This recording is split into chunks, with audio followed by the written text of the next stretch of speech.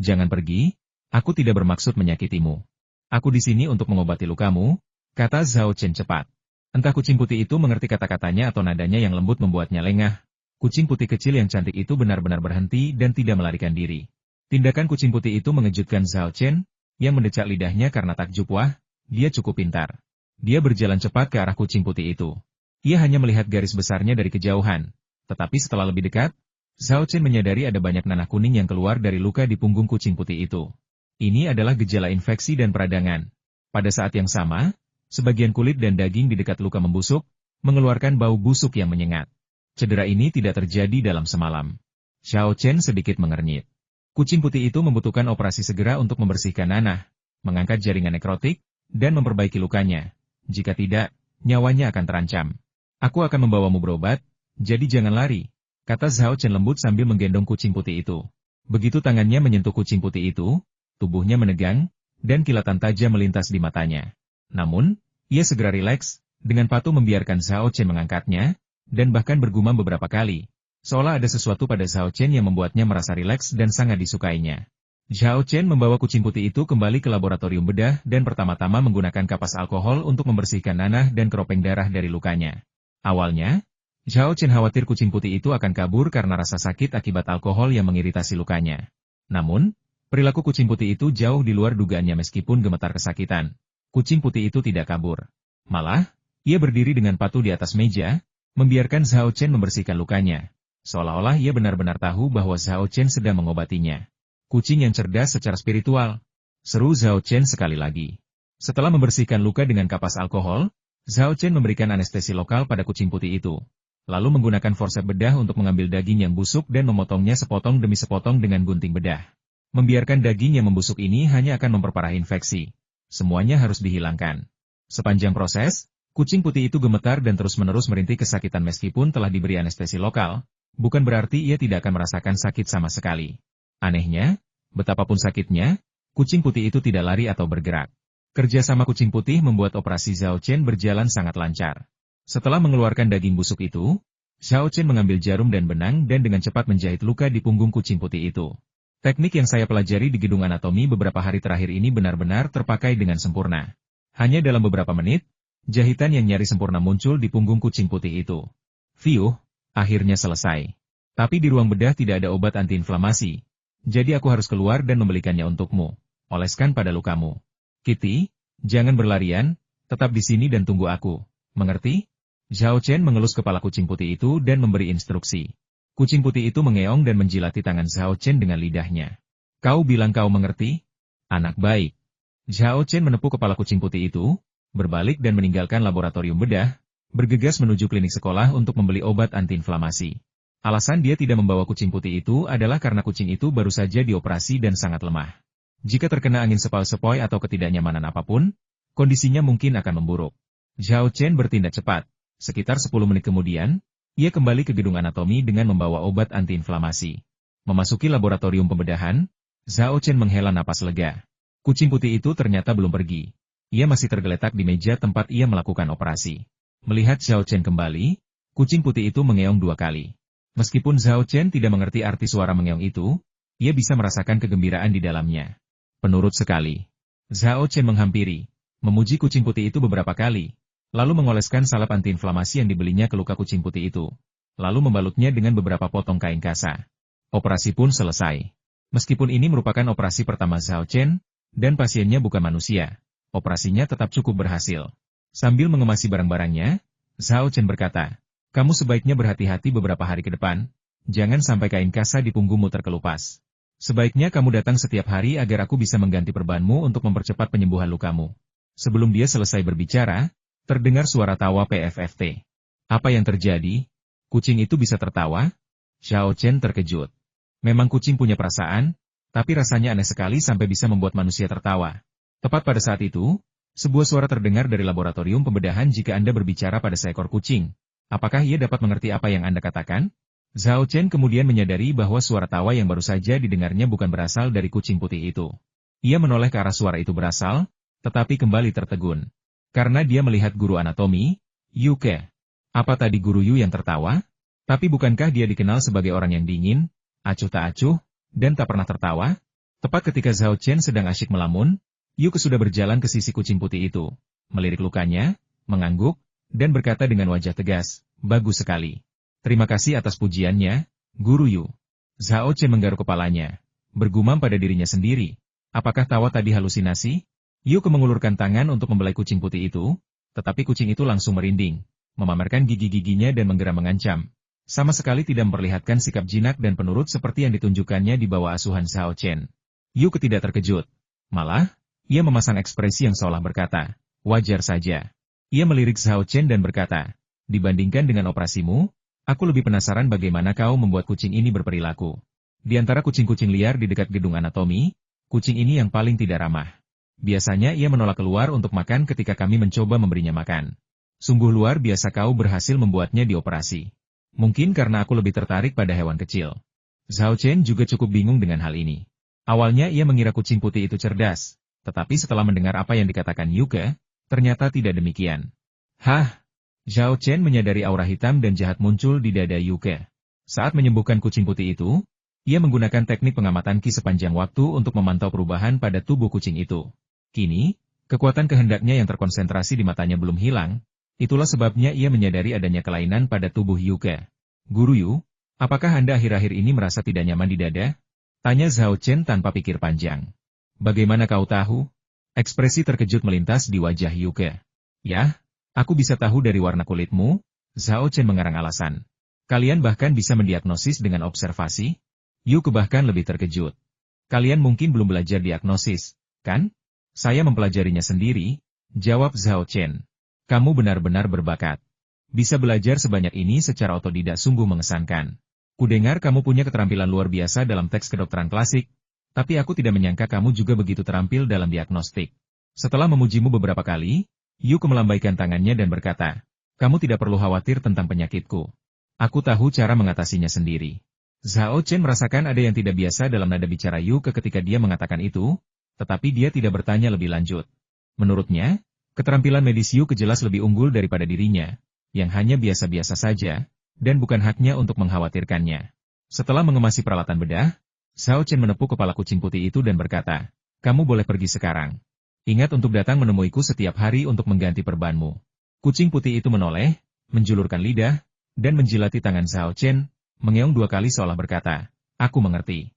Lalu ia melompat dari meja operasi dan menghilang dalam sekejap mata. Yuke mendecak lidahnya karena takjub. "Wah, kucing ini bahkan bisa mengerti ucapan manusia?" Zhao Chen berkata sambil tersenyum, "Itu sangat mirip manusia." Yuke menggelengkan kepalanya dan berkata, "Itu hanya berlaku untukmu. Itu selalu tidak berlaku bagi kami." Setelah mengobrol beberapa menit, Zhao Chen berkata, "Guru Yu, kalau tidak ada yang lain, saya permisi dulu." "Baiklah, kamu boleh pergi sekarang." Yuke melambaikan tangannya. "Selamat tinggal, Profesor Yu." Setelah berpamitan, Zhao Chen melangkah keluar dari laboratorium anatomi. Melihat kepergiannya, Yuke menyipitkan mata dan bergumam pelan, "Aku belum pernah bercerita kepada siapapun di sekolah tentang penyakitku. Bagaimana dia tahu? Mungkinkah dia benar-benar mengetahuinya dari raut wajahku? Mustahil. Beberapa hari terakhir ini, aku sering bertemu dengan rekan-rekanku yang mengajar diagnostik, dan mereka tidak menyadari ada yang salah denganku. Bahkan kemarin di pertemuan itu, aku sempat mengobrol dengan Profesor Xiao dan Profesor Liu, dan kedua pakar tingkat harta nasional ini juga tidak menemukan sesuatu yang salah. Keahlian Zhao Chen dalam diagnostik tidak mungkin lebih baik dari mereka, kan?"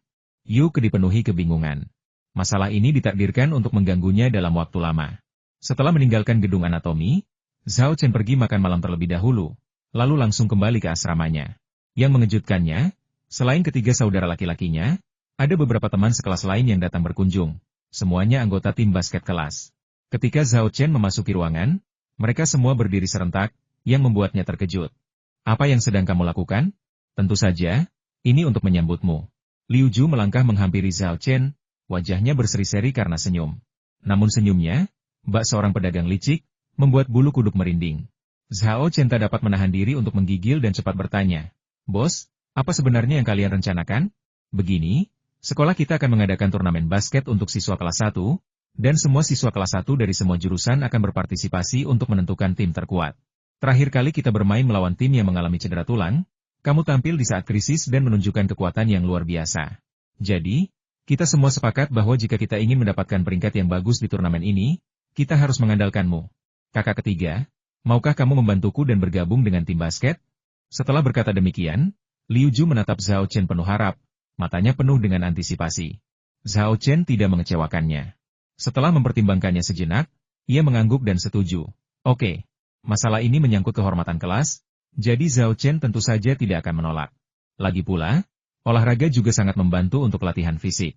Hebat! Seru Liu Ju dan tim basket dengan gembira, seolah-olah mereka telah memenangkan piala mahasiswa baru.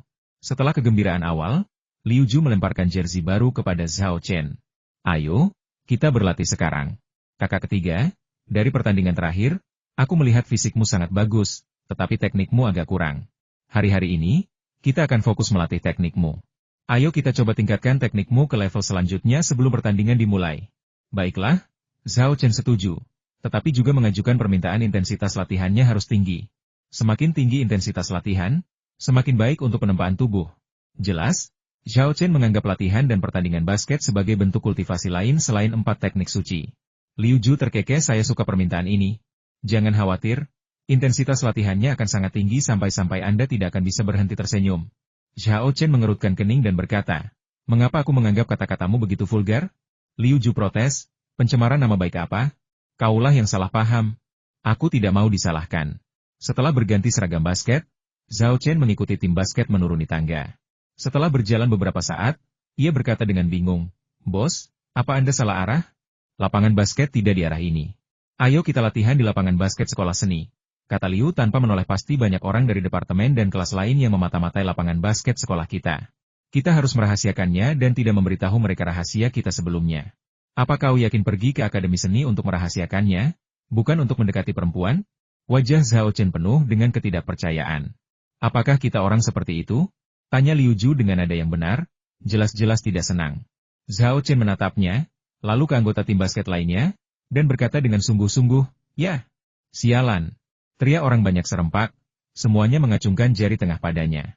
Perguruan tinggi seni tersebut berjarak 2 jalan dari Universitas Kedokteran Tsinghua, sekitar 10 menit berjalan kaki. Setibanya di lapangan basket Akademi Seni, Liu Ju dan yang lainnya dipenuhi dengan kekecewaan. Mengapa tidak ada seorang gadis pun di lapangan basket ini? Tepat sekali. Seperti di sekolah kita, lapangan basketnya penuh cowok. Bukankah seharusnya banyak cewek di sekolah seni? Kenapa kita tidak melihat satu pun di sini? Saya sangat kecewa. Dalam perjalanan ke sini, saya bahkan berfantasi membuat layup yang hebat dan mendapat sorakan dari para pemain. Sekarang, semua fantasi itu hilang. Para anggota tim basket saling berbicara satu sama lain, membuat Zhao Chen memutar matanya dan mengeluh. Kalian masih bilang kalian tidak di sini demi para gadis? Terlepas dari kekecewaan, pelatihan harus tetap dilanjutkan. Anggota tim basket lainnya berkumpul untuk latihan tim. Sementara Zhao Chen ditarik ke samping oleh Liu Zuo untuk memulai latihan keterampilan 1 lawan 1. Kita akan mulai dengan teknik menggiring bola yang paling dasar. Kemampuan menggiring bolamu di pertandingan terakhir kurang bagus. Kamu mengandalkan kemampuan fisikmu untuk menerobos, yang berarti lawanmu tidak terlalu kuat. Jika kamu melawan lawan yang kuat dan terampil, mereka bisa dengan mudah merebut bola darimu. Kunci menggiring bola adalah koordinasi. Liu Zuo cukup terampil dalam bola basket. Ia pertama-tama menjelaskan teknik teori menggiring bola kepada Zhao Chen, lalu mendemonstrasikan beberapa gerakan sebelum melemparkan bola kepada Zhao Chen. Ayo kita berlatih menggiring bola tanpa ada yang menjaga kita dulu. Setelah kalian menguasainya, kita akan beralih ke menggiring bola melewati pemain bertahan. Sekarang, kalian hanya perlu menggiring bola mengelilingi lapangan 50 kali. Kalau kalian kehilangan bola, kalian harus mulai menghitung putaran lagi. Kata Liu Ju mengancam, meniru sikap pelatih yang kejam. Oke. Zhao Chen mengangguk, sama sekali tidak terpengaruh oleh keganasan pura-puranya. Pada 5 putaran pertama, dribble Zhao Chen sangat canggung, yang membuat Liu Ju mengerutkan kening. Mulai dari putaran ke-6, keterampilan menggiring bola Zhao Chen mulai meningkat secara signifikan, dan alis Liu Ju yang berkerut mulai mengendur. Setelah sekitar 20 putaran, Liu Ju terkejut mendapati bahwa kemampuan menggiring bola Zhao Chen tidak lebih buruk daripada dirinya sendiri, yang telah bermain selama beberapa tahun. Bahkan sebelum ia sempat berseru kaget, kemampuan menggiring bola Zhao Chen, yang ditunjukkan setelah sekitar 30 putaran, telah jauh melampaui dirinya sendiri. Dalam 10 putaran terakhir, Zhao Chen berhasil menyatu sempurna dengan bola. Bola basket bagaikan perpanjangan tubuhnya, luar biasa patuh. Ia bahkan melakukan banyak trik memukau sambil menggiring bola, membuat Liu Ju tercengang. Setelah menggiring bola sebanyak 50 kali, Zhao Chen kembali ke sisi Liu Ju. Napasnya benar-benar teratur. Jumlah latihan ini bahkan bukan pemanasan baginya, yang telah memasuki tahap tengah Yi Jinjing. Bos, bagaimana latihanku? Lumayan bagus, kan? Tanya Zhao Chen. Liu Ju berkata dengan gembira. Sungguh menakjubkan. Kakak ketiga, katakan padaku dengan jujur, apakah kamu pernah belajar basket sebelumnya? Atau kamu hanya berpura-pura lemah untuk menangkapku? Zhao Chen terkekeh dan menggelengkan kepala. Lalu berkata, mana mungkin? Waktu SMP, aku memang main basket, tapi cuma iseng. Baru pertama kali ini aku benar-benar belajar main basket. Liu Ju mengangguk dan berkata, benar. Di pertandingan sebelumnya melawan Departemen Cedera Tulang, kemampuan menggiring bolamu jelas sangat berkarat. Bahkan dalam 20 putaran pertama latihan menggiring bola, kau masih seperti itu. Baru setelah lebih dari 20 putaran kau menjadi semakin mahir. Pada titik ini, Liu Ju terdiam, menatap Zhao Chen cukup lama, lalu berkata dengan sangat serius, kakak ketiga, kurasa julukan yang diberikan semua orang kepadamu, iblis tua, sangat tepat. Kau benar-benar menguasai teknik menggiring bola tanpa dijaga hingga level ini hanya dalam 50 putaran. Apalagi yang bisa kau lakukan selain menjadi monster? Awalnya kukira kau butuh setidaknya 3-5 hari untuk mencapai level ini. Dia mendesah pelan dan berkata dengan penuh emosi. Dibandingkan denganmu, aku merasa seperti telah menyia-nyiakan waktuku bermain basket beberapa tahun terakhir ini. Zhao Chen tersenyum tetapi tidak menjelaskan. Namun, ia tahu betul bahwa alasan ia bisa belajar dengan cepat dan baik ada dua. Pertama, ia telah berlatih 4 teknik suci, yang sangat meningkatkan reaksi dan koordinasi tubuhnya. Kedua, ia telah memasuki tahap tengah Yi Jinjing. Menurut lembar informasi, setelah mencapai tahap tengah Yi Jinjing, kendali seseorang atas berbagai kelompok otot akan meningkat pesat. Zhao Chen jelas merasakan hal ini saat berlatih menggiring bola baru-baru ini. Ia kini memiliki kendali yang sangat presisi atas semua ototnya. Karena alasan inilah ia dapat menggiring bola basket dengan mudah. Bos, sudah selesai bernostalgia? Kita latihan apa lagi? Apa kita akan terus menggiring bola di lapangan basket? Tanya Zhao Chen. Liu Ju melambaikan tangannya dan berkata, dribbling MU tanpa pemain bertahan sudah sangat bagus, tidak perlu buang-buang waktu lagi untuk berlatih. Bagaimana kalau begini? Selanjutnya kita akan berlatih dribbling di bawah pemain bertahan, dan aku akan menjadi rekan latihanmu. Jangan terlalu bersemangat hanya karena kamu jago menggiring bola tanpa pemain bertahan. Bertahan dan tidak bertahan adalah konsep yang sama sekali berbeda, dengan tingkat kesulitan yang sangat berbeda. Dimengerti. Zhao Chen mengangguk. Liu Zuo awalnya berniat mengajarinya beberapa keterampilan menggiring bola saat ia dijaga, tetapi sebuah pikiran tiba-tiba muncul di benaknya, jangan ajari dia dulu. Beri dia kesempatan dan beritahu dia bahwa bola basket tidak mudah dipelajari, agar dia tidak terbawa oleh kesombongan. Jadi dia menelan kata-kata yang ada di ujung lidahnya, membungkuk sedikit, dan melambai ke Zhao Chen. Ayo, saudara ketiga, tunjukkan kekuatanmu sepenuhnya, atau kau akan dipukuli. Oke. Jawab Zhao Chen, matanya berkilat serius. Pertandingan 1 lawan 1 kedua pemain itu langsung menarik perhatian seluruh tim basket. Semua orang berhenti berlatih dan berkumpul untuk menyaksikan tontonan itu. Beberapa bahkan mulai bertaruh untuk mereka berdua. Ayo semuanya, coba tebak berapa kali Zhao Laoyao akan hancur sebelum akhirnya bisa menembus pertahanan Liu? Silakan bertaruh. Aku bertaruh $5 kalau Zhao Laoyao akan terus dicegat. Kemampuan bertahan Lao Liu nomor 1 di tim kami, bahkan terbaik di seluruh sekolah. Zhao Laoyao baru saja belajar menggiring bola. Bagaimana mungkin dia bisa melewatinya? Xiao Kuan, kau terlalu meremehkan Zhao Laoyao. Jangan lupa, saat kau melawan sekelompok orang dari Departemen Cedera Tulang itu, Zhao Laoyao berhasil menembus pertahanan mereka berkali-kali. Meskipun orang-orang dari Departemen Cedera Tulang itu tidak sekuat Lao Liu, mustahil bagi Zhao Laoyao untuk menembus pertahanan mereka tanpa melakukan terobosan. Aku yakin setelah Zhao Laoyao dirampas 5 kali, dia pasti bisa menembus pertahanan Lao Liu. Ini, 10 yuanku. Aku akan menang setelah 10 taruhan. Aku membawa $30, dan aku mempertaruhkan semuanya. Saya akan bertaruh 5 kali sebelum saya berhasil. Ini taruhan saya. Semua anggota tim basket ikut bersenang-senang, bertaruh. Namun, bahkan mereka yang paling percaya pada Zhao Chen merasa ia membutuhkan setidaknya 5 kegagalan lagi sebelum ia bisa bersinar. Kebanyakan orang mengira ia membutuhkan setidaknya 10 atau 20 kegagalan, sementara beberapa yakin ia akan tersingkir.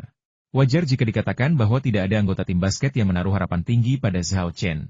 Meskipun ia tampil baik di pertandingan sebelumnya, pertandingan itu lebih mengandalkan fisiknya. Lawan-lawannya baru tumbang setelah melukai beberapa pemain melalui kontak fisik belaka. Jika ia bertemu seseorang seperti Liu Ju, ia memiliki keterampilan dan kesadaran, Zhao Chen, dengan fisiknya saja, pasti akan berada dalam posisi yang kurang menguntungkan. Ide-ide tim basket itu tidak salah, tetapi ditujukan untuk orang-orang biasa. Sementara Zhao Chen adalah orang yang luar biasa. Aku datang. Zhao Chen mengingatkan Liu Ju sebelum menggiring bola melewatinya. Ayo. Liu Zuo merentangkan tangannya, Matanya berkilat tajam saat menatap Zhao Chen dengan saksama. Tiba-tiba, ia melihat Zhao Chen memulai serangannya, menyerbu ke arahnya dengan kecepatan luar biasa sambil membawa bola. Sebelum ia sempat bereaksi, Zhao Chen menghantamnya. Liu Ju merasa seakan-akan tertabrak mobil yang melaju kencang, dan langsung terlempar ke belakang, jatuh tersungkur ke tanah. Adegan ini membuat seluruh tim basket tercengang, membeku karena terkejut. Bagaimana, bos? Lumayan, kan? Tanya Zhao Chen sambil menarik Liu Ju dari tanah. Salah besar, kata Liu Ju sambil mengusap-usap pantatnya dengan wajah muram. Apa itu seharusnya pelanggaran dribbling? Itu pelanggaran charging. Itu pelanggaran. Apakah itu pelanggaran? Zhao Chen menggaruk kepalanya dan terkekeh malu. Selama kompetisi terakhir, saya melihat para spesialis cedera tulang terus-menerus melakukan pelanggaran seperti itu, dan saya pikir itu tindakan yang sah. Sekarang aku benar-benar yakin kau belum pernah belajar basket sebelumnya. Liu Ju menggelengkan kepalanya sambil tersenyum kecut. Setelah memberi Zhao Chen penjelasan singkat tentang beberapa pelanggaran basket, ia berkata, yang itu tidak dihitung. Ayo kita mulai lagi. Ingat, gunakan teknik untuk menerobos, bukan tubuhmu. Aku mengerti, tunggu saja. Zhao Chen menepuk dadanya dan meyakinkannya. Kali ini aku pasti akan mengandalkan keterampilan, bukan kekuatan fisik. Liu Ju mengambil posisi bertahan, melirik sekilas ke arah tim basket yang sedang menonton keributan. Ia berpikir, memalukan sekali. Kali ini aku harus mencuri bola dari Lausan dengan rapi dan menyelamatkan muka. Atau mereka akan menertawakanku sampai mati. Lihat, Pak Tua Liu mulai serius. Liu Tua mulai serius. Zhao Tua akan menderita. Semua orang menyadari perubahan aura Liu Ju dan menjadi semakin yakin bahwa Zhao Chen akan dikalahkan sepenuhnya. Aku di sini, Zhao Chen mengingatkannya. Sama seperti terakhir kali. Ayo. Mata Liu Zuo melebar, perhatiannya sangat terfokus, ingin memberi Zhao Chen waktu yang sulit. Kali ini, Zhao Chen tidak mengandalkan kecepatannya untuk menerobos, melainkan menggiring bola dan perlahan berjalan mendekati Liu Ju. Sekarang, Liu Ju memanfaatkan kesempatan itu, tangannya terjulur untuk meraih bola basket. Namun, sedetik kemudian, ia terkejut karena tidak berhasil meraih apapun. Bola basket itu lenyap begitu saja. Mana bolanya? Kemana bolanya pergi? Liu Ju tertegun. Begitu perhatiannya teralih, Zhao Chen telah melewatinya dari sisi kiri, menyerbu ke arah keranjang, dan melakukan tembakan lompat yang langsung masuk ke gawang.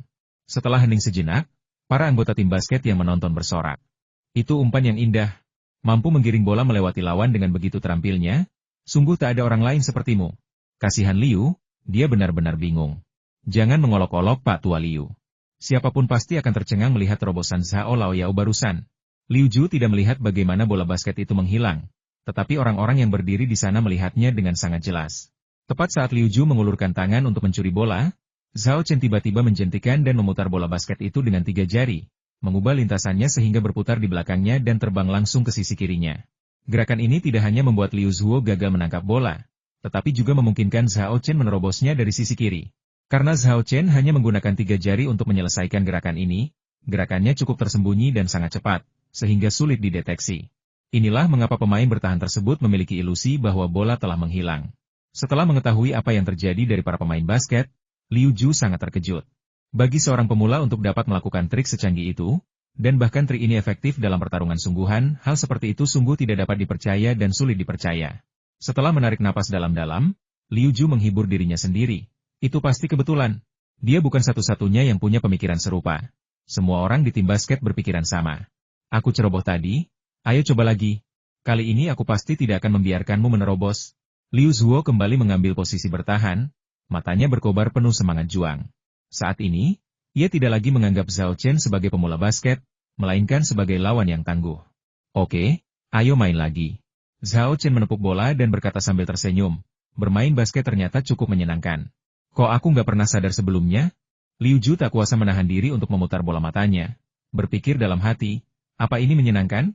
Ayo kita lihat apa kau masih bisa mengatakan itu setelah aku mencuri bola darimu. Akan tetapi, Liu Ju yang telah berusaha sekuat tenaga, sekali lagi dikalahkan oleh Zhao Chen. Kali ini, Zhao Chen tidak menggunakan trik menggiring bola kembali ke keranjang yang canggih. Ia hanya menggunakan tipuan untuk melewati Liu Zuo. Bukan karena kemampuan bertahan Liu Zuo yang buruk, melainkan tipuan Zhao Chen yang begitu realistis sehingga tampak seperti ia benar-benar akan menerobos dari sisi kanan, dan ia pun menyerang ke depan. Namun, tepat ketika Liu Zuo mulai bergerak, Zhao Chen justru memutar tubuhnya dan berbalik sambil menyerang. Berganti dari sisi kanan ke sisi kiri dalam sekejap mata. Liu Zuo bereaksi cepat dan segera mencoba berbalik untuk bertahan. tetapi tubuhnya tak mampu menahan perubahan secepat itu. Ia langsung kehilangan keseimbangan dan jatuh ke tanah dengan bunyi gedebuk, benar-benar dirobohkan oleh Zhao Chen. Para pemain basket yang menonton tersentak kaget sekali lagi.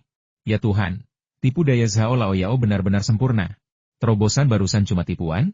Sikap dan kecepatannya terlihat seperti terobosan sungguhan. Mampu mengubah arah secara instan sambil menyerang dengan kecepatan tinggi. Fisik dan kemampuan Zhao Laoyao sungguh luar biasa. Sebenarnya, tipu daya Zhao Chen tadi bukanlah tipu daya biasa. Jika Liu Zuo salah mengira gerakannya sebagai tipuan dan tidak bertahan, ia bisa menerobos dari sisi kanan. Namun, jika Liu Zuo bertahan, ia akan segera mengubah arah dan berbalik dengan paksa. Untuk melawan gerakan ini, Anda harus kuat secara fisik dan cukup terampil secara teknis untuk mengimbangi ritmenya. Atau Anda membutuhkan 2 atau 3 orang untuk mengeroyok Anda. Duduk di tanah, Liu Ju terengah-engah ketika dia berseru dari lubuk hatinya. Kakak ketiga, kamu benar-benar jenius. Orang yang paling bahagia setelah Liu Ju dikalahkan Zhao Chen 2 kali berturut-turut adalah teman sekelas yang telah mengatur skema taruhan sebelumnya. Pria itu tertawa terbahak-bahak. Haha, tebakan kalian semua benar. Zhao Tua tidak mengalahkan Liu Tua 5 kali, atau 10 kali, tapi hanya sekali. Jadi semua taruhan kalian adalah taruhanku. Ayo, kita mulai permainan lagi. Kali ini, kita coba permainan yang berbeda. Berapa kali lagi Liu Tua harus bertahan melawan Zhao Tua? Dilarang berjudi. Dilihat dari penampilan Zhao Laoyao barusan, Lao Liu pasti akan kesulitan menghadapinya sendirian. Aku tidak akan ikut taruhan ini lagi. Jelas ini hanya membuang-buang uang. Ya, iblis tua Zhao bukanlah seseorang yang bisa dilawan oleh satu orang. Obrolan rekan-rekannya di sekitarnya mengingatkan Liu Ju, dan dia segera memanggil, Lukuan, kemarilah dan bantu aku bertahan melawan Zhao Laoyao. Dia datang. Lukuan yang kekar melangkah mendekat. Di tim basket kelas 3 program pengobatan tradisional Tiongkok dan Barat terpadu, kemampuan bertahannya hanya kalah dari Liu Ju. Liu Ju berdiri dan membentuk formasi bertahan bersama Lukuan, sambil berkata, kakak ketiga, ayo kita buat lebih sulit lagi. Kami berdua akan bekerja sama melawanmu. Oke. Zhao Chen mengangguk senang. Semakin tinggi tingkat kesulitan dan intensitas latihannya, semakin ia menyukainya. Karena hanya dengan cara inilah ia dapat benar-benar melatih tubuhnya. Pertahanan tim ganda berhasil, dan Liu Ju berhasil mencegat bola dari tangan Zhao Chen. Yai! Teriak Liu Ju kegirangan, mengangkat tangannya dan memeluk Lukuan dengan penuh semangat, seolah-olah mereka baru saja memenangkan pertandingan penting. Zhao Chen, yang bolanya dicuri, tidak patah semangat. Malah, ia tersenyum dan berkata gembira. Bola basket sungguh menyenangkan. Di tengah sorak-sorai, Liu Ju dan Lukuan secara bersamaan menggigil. Dalam latihan berikutnya, Zhao Chen menemukan cara untuk menghadapi pertahanan tim ganda, dan tidak lagi memberi mereka kesempatan untuk mencuri bola, dan menggelar serangkaian terobosan. Kemampuan belajarnya, ketajaman matanya dalam menemukan kelemahan, dan reaksinya yang sangat cepat membuat semua orang takjub dan membuat Liu Zuo dan Lukuan merasa benar-benar putus asa. Satu orang lagi. Jumlah orang yang menjaga Zhao Chen dengan cepat meningkat menjadi 3, lalu 5, hingga akhirnya, ke-8 pemain tim basket berada di lapangan, dan area di bawah keranjang dipenuhi orang. Sekarang mari kita lihat bagaimana kau berhasil. Liu Ju terengah-engah. Ia begitu terpukau oleh keberhasilan Zhao Chen sehingga ia mulai meragukan keberadaannya sendiri. Ia tidak punya pikiran lain selain menghentikan Zhao Chen sekali lagi. Menghadapi kerumunan yang padat, Zhao Chen menggiring bola beberapa saat, tetapi tidak berhasil menerobos. Lini pertahanan yang dibentuk oleh 8 pemain berlapis-lapis dan tumpang tindih, seperti semak duri yang lebat, membuatnya mustahil baginya untuk menemukan cara menyerang. Haha, kau tidak bisa menerobos sekarang, kan? Liu Ju tertawa puas, sama sekali tidak malu karena ada 8 orang yang membelanya. Apa yang bisa mereka lakukan? Mereka sedang menghadapi Zhao Laoyao yang mengerikan. Sebenarnya, menembus pertahanan yang rapat belum tentu membutuhkan terobosan, kan? Zhao Chen tiba-tiba berkata, menghentikan gerakannya. Hah? Apa maksudmu? Liu Ju terkejut. Zhao Chen dengan cepat mengungkapkan jawabannya melalui tindakannya dia melompat, menembak, dan bola menggambar lengkungan indah di udara sebelum meledak ke dalam keranjang. 3 angka. Benar-benar sempurna, contoh buku teks tentang tembakan 3 angka. Pengendalian diri Zhao Chen yang kuat terhadap kekuatan ditunjukkan dengan sempurna dalam bidikan ini. 8 pemain yang berkerumun di bawah ring tercengang. Mereka begitu fokus menjaga drive Zhao Chen sehingga mereka tidak menyangka dia akan mencetak 3-pointer. Liu Ju tertegun. Setelah beberapa saat, ia bereaksi dan berteriak, tidak, bagaimana kau bisa menembak 3 angka? Omong kosong. Zhao Chen memutar bola matanya dan berkata dengan kesal, dengan 8 orang di antara kalian berdesakan di bawah ring, tidak ada sedikit pun ruang tersisa. Bahkan pemain profesional pun mungkin tidak bisa menerobos. Bagaimana mungkin aku, seorang pemula, Bisa menerobos? Tentu saja, aku harus mencari cara lain dan memikirkan metode-metode lain. Mendengar ini, secercah rasa malu melintas di wajah Liu Ju. Benar. Dalam permainan normal, bagaimana mungkin ada situasi di mana 8 pemain ditempatkan untuk melindungi satu orang? Satu tim hanya memiliki 5 pemain di lapangan pada satu waktu. Rokie? Rokie macam apa ini yang mengerikan? Performamu setara dengan pemain profesional. Liu Ju bergumam pelan, lalu terkekeh datar. Oke, kau benar. Apa maksudmu aku benar? Aku sepenuhnya benar. Zhao Chen menepuk bola basket dan bertanya. Apa yang akan kita latih selanjutnya? Melanjutkan menggiring bola dan menerobos pertahanan? Ekspresi Liu Ju berubah drastis, dan ia buru-buru berteriak, tidak. Kita tidak perlu berlatih menggiring bola lagi. Kau sudah menguasai gerakan itu dengan cukup baik. Ayo kita beralih berlatih teknik lain. Dalam hatinya, ia berpikir, aku bukan masokis, kau sudah membuatku mempertanyakan keberadaanku, dan kau masih ingin terus berlatih. Sayang sekali. Zhao Chen menghela napas, berkata dengan penuh penyesalan, menggiring bola melewati lawan sungguh menyenangkan. Bagaimana mungkin ini tidak menyenangkan? Kau membuat kami gila. Liu Ju terus mengeluh dalam hatinya. Setelah berhenti sejenak, ia berkata, dasar-dasar dribbling, breaking, dan shooting kalian semua sangat solid. Namun, selain fundamental yang solid, permainan bola basket juga membutuhkan stamina yang prima. Awalnya, rencana kita hari ini adalah kalian berlatih fundamental sementara yang lain melatih stamina. Setelah kalian menguasai fundamental, kalian bisa melatih stamina bersama yang lain. Tentu. Zhao Chen langsung setuju. Dia paling menyukai latihan fisik. Sementara Zhao Chen tidak melihat, semua anggota tim basket berkumpul di sekitar Liu Ju dan membisikkan pendapat mereka. Liu Tua, mari kita tingkatkan intensitas fisik. Benar sekali. Si tua Zhao baru saja berhasil melewati semua terobosan kita harus biarkan dia merasakan bagaimana rasanya menerobos juga. Benar. Ayo kita buat dia mempertanyakan keberadaannya. Orang-orang ini semuanya telah disiksa oleh Zhao Chen, jadi mereka berpikir untuk membalas dendam. Kau yakin? Liu Ju tidak buru-buru menyetujui, tetapi mengerutkan kening.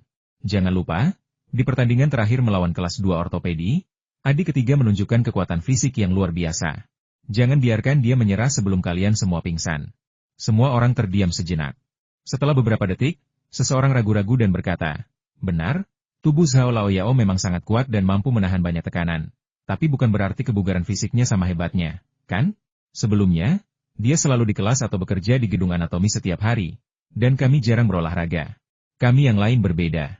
Kami sering bermain basket, dan kami sudah mempersiapkan diri untuk turnamen basket tingkat pertama selama beberapa hari terakhir. Jadi kebugaran fisik kami jelas lebih baik daripada Zhao Laoyao. Mustahil kami bisa pingsan di hadapannya. Kata-kata ini langsung bergema di benak penonton. Meskipun semua orang masih ragu, mereka tak mau menyerah dan tetap berpegang teguh pada harapan mereka. Liu Ju berpikir sejenak lalu mengangguk, lalu berkata, benar juga. Bukan berarti adik ketiga punya kebugaran fisik yang baik, kan? Dia belum pernah olahraga sama sekali akhir-akhir ini, kecuali beberapa hari yang lalu waktu dia latihan square dance di asrama. Liu Ju tak pernah menyangka bahwa tarian persegi yang ditampilkan Zhao Chen sebenarnya adalah teknik kultivasi rahasia untuk memperkuat tubuh. Di saat yang sama, ia tak mungkin tahu bahwa Zhao Chen sebenarnya berlatih setiap hari, hanya saja tidak di sekolah. Setelah semua orang mencapai kesepakatan, Liu Zuo meningkatkan intensitas latihan fisik yang akan datang semaksimal mungkin.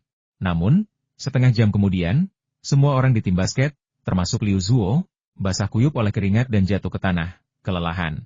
Adapun Zhao Chen, yang ingin mereka siksa, ia berdiri di samping, bermandikan keringat tetapi bernapas dengan teratur, dan memanggil mereka, bangun dan lanjutkan. Latihan fisik belum selesai. Mengapa kalian semua berbaring? Kita tidak bisa terus begini. Kita benar-benar tidak bisa terus begini. Kita bisa mati kalau terus berlatih seperti ini. Lu Kuan berkata dengan wajah sedih, Zhao tua, aku menyerah, aku benar-benar menyerah. Yang lain pun turut mengeluh dan memohon belas kasihan. Saya terkesan. Kemampuan fisikmu sungguh luar biasa. Kita benar-benar berpikir kita bisa menghancurkanmu secara fisik? Itu sangat bodoh dan naif. Zhao tua. Tidak, saudara Zhao, aku memanggilmu saudara, aku sungguh tidak sanggup lagi. Mohon ampuni aku dan biarkan aku pergi. Zhao Chen menggelengkan kepalanya, berkata dengan agak tak berdaya, baru saja dimulai, dan kau sudah menyerah? Kebugaran fisikmu buruk sekali. Baiklah, aku akan mengabaikanmu dan berlatih sendiri. Ia berbalik dan benar-benar mulai berlatih sendiri. Stamina kita jelek? Para anggota tim basket saling berpandangan dengan bingung. Bukan stamina kita jelek, cuma kamu yang terlalu aneh. Setelah mengatur napas, Liu Ju tiba-tiba tertawa terbahak-bahak. Liu tua, ada apa? Apakah dia kelelahan? Para anggota tim basket menatapnya dengan khawatir. Enyahlah, kalian gila. Liu Ju memelototi mereka, lalu menjelaskan sambil tersenyum. Aku tiba-tiba berpikir, setelah turnamen basket Piala Mahasiswa baru dimulai, apakah tim dari departemen dan kelas lain akan hancur total saat bertemu monster ini? Lausan? Fisik yang kuat, teknik yang luar biasa, dan stamina yang luar biasa, orang seperti itu praktis menjadi kode curang di lapangan. Siapapun yang bertemu dengannya akan dihajar sampai-sampai keberadaannya dipertanyakan. Sekarang setelah Anda menyebutkannya, saya jadi ingin tertawa juga. Tidak diragukan lagi saya akan dipukuli sampai menangis, dan saya mungkin dipukuli begitu parah sehingga saya tidak akan pernah berani bermain basket lagi. Mari kita heningkan cipta selama 1 menit untuk musuh yang mungkin kita hadapi. Para anggota tim basket langsung tertarik dan mulai membayangkan masa depan yang cerah. Pada saat ini, Liu Ju memaksakan diri untuk berdiri. Liu tua, apa yang sedang kau lakukan? Seseorang di sebelahnya bertanya dengan bingung. Tentu saja aku akan berlatih dengan saudara ketiga, jawab Liu Zuo terengah-engah. Aku tidak ingin orang-orang bilang aku menang karena saudara ketiga. Aku harus berlatih dengan benar. Sekalipun aku tidak bisa mengejarnya, aku tidak bisa menahannya. Semua orang tercengang ketika mendengar ini, lalu mereka berjuang untuk bangkit dari tanah satu persatu. Kami ingin menang, dan kami ingin menyumbangkan kekuatan kami untuk menang. Jika si tua Zhao bisa terus berolahraga, mengapa kita tidak? Pada saat itu, semangat juang semua orang berkobar, bahkan mengatasi kelelahan dan rasa sakit fisik mereka. Mereka mengikuti Zhao Chen, melanjutkan latihan fisik mereka. Meskipun langkah semua orang goyah, tak seorang pun beristirahat atau berhenti. Bahkan dengan nyeri dada karena terengah-engah, bahkan dengan kaki mereka yang terasa seberat timah, mereka tetap gigih. Mereka terus maju. Kekuatan panutan sungguh tidak terbatas. Zhao Chen melirik ke arah semua orang, senyum kembali tersungging di bibirnya. Lalu berkata lembut, bermain basket sungguh menyenangkan. Lebih dari 1 jam kemudian, latihan berakhir, dan Liu Ju kembali ke asramanya. Setelah mandi cepat, ia berbaring di tempat tidur, merasa sangat lelah dan enggan bergerak. Dalam beberapa menit, ia mendengkur, jelas-jelas kelelahan. Setelah mandi, Zhao Chen berbaring di tempat tidur. Meskipun memejamkan mata, ia tidak tertidur. Ia justru memanggil daun informasi. Penampilannya di kelas sastra medis Tiongkok klasik hari ini membuatnya terkenal di seluruh sekolah dan memberinya segudang berkah. Sekarang, yang harus ia lakukan adalah memeriksa apakah berkah ini membawa sesuatu yang baru baginya. Zhao Chen tidak kecewa. Ia segera menemukan sesuatu di bagian teknik kultivasi. Teknik budidaya baru. Napas Zhao Chen langsung menjadi cepat. Teknik konsentrasi.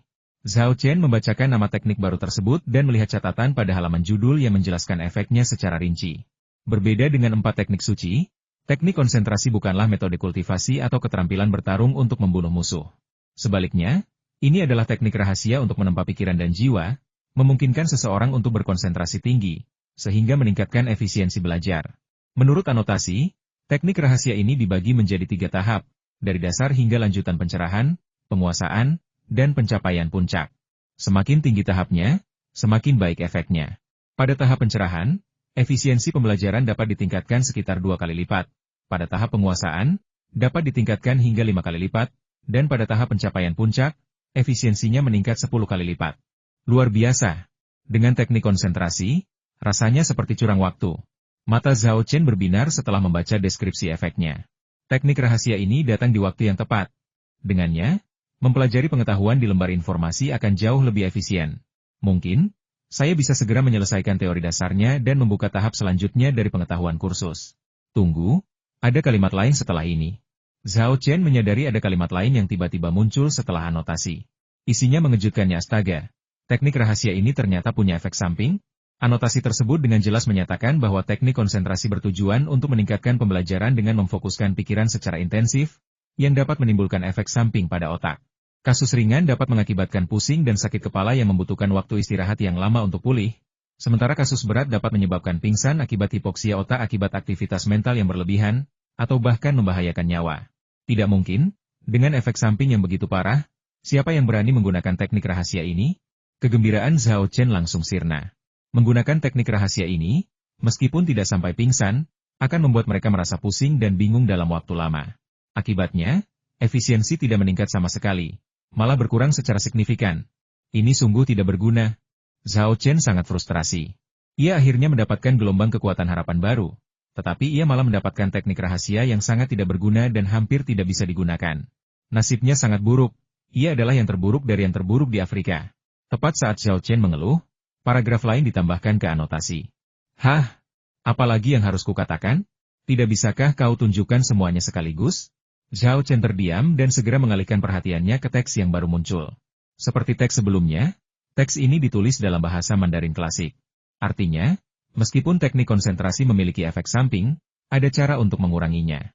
Pada tahap awal, menyalakan dupa penenang saja dapat menghilangkan efek samping ini sepenuhnya. Mengenai metode untuk menyelesaikan masalah pada tahap menembus dan mencapai puncak, hal tersebut belum disebutkan. Tampaknya isi anotasi juga berkaitan dengan kekuatan Zhao Chen. Metode yang relevan untuk menyelesaikan masalah ini baru akan muncul ketika ia mampu melakukan teknik konsentrasi pada tahap menembus dan mencapai puncak. Dupa penenang bisa menghilangkan efek sampingnya? Hebat! Teknik rahasia ini akhirnya bisa digunakan. Zhao Chen kembali gembira, merasakan emosinya berfluktuasi liar seperti roller coaster. Di saat yang sama, ia tak kuasa menahan diri untuk mengeluh. Apakah Tuan Wu Peng sengaja tidak menyelesaikan kalimatnya untuk menggodaku? Ini terlalu nakal. Tunggu. Apakah anotasinya benar-benar ditampilkan sepenuhnya kali ini? Jangan menunggu, atau akan muncul konten baru yang membuatku senang tanpa hasil. Zhao Chen langsung menjadi tegang. Menatap catatan itu cukup lama hingga ia yakin catatan itu tidak akan berubah, sebelum akhirnya menghela napas panjang lega.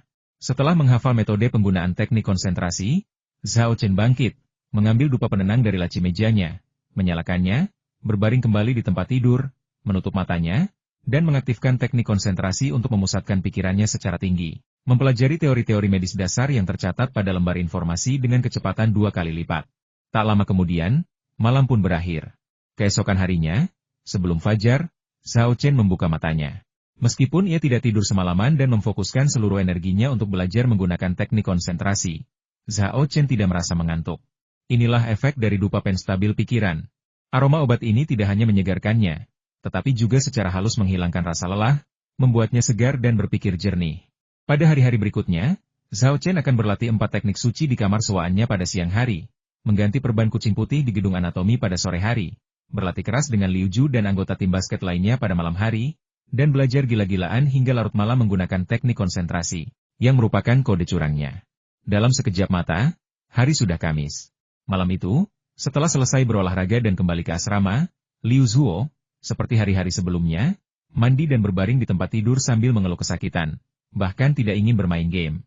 Jika seseorang yang tidak tahu apa-apa melihatnya, kemungkinan besar mereka akan salah mengira ia telah diperkosa beramai-ramai.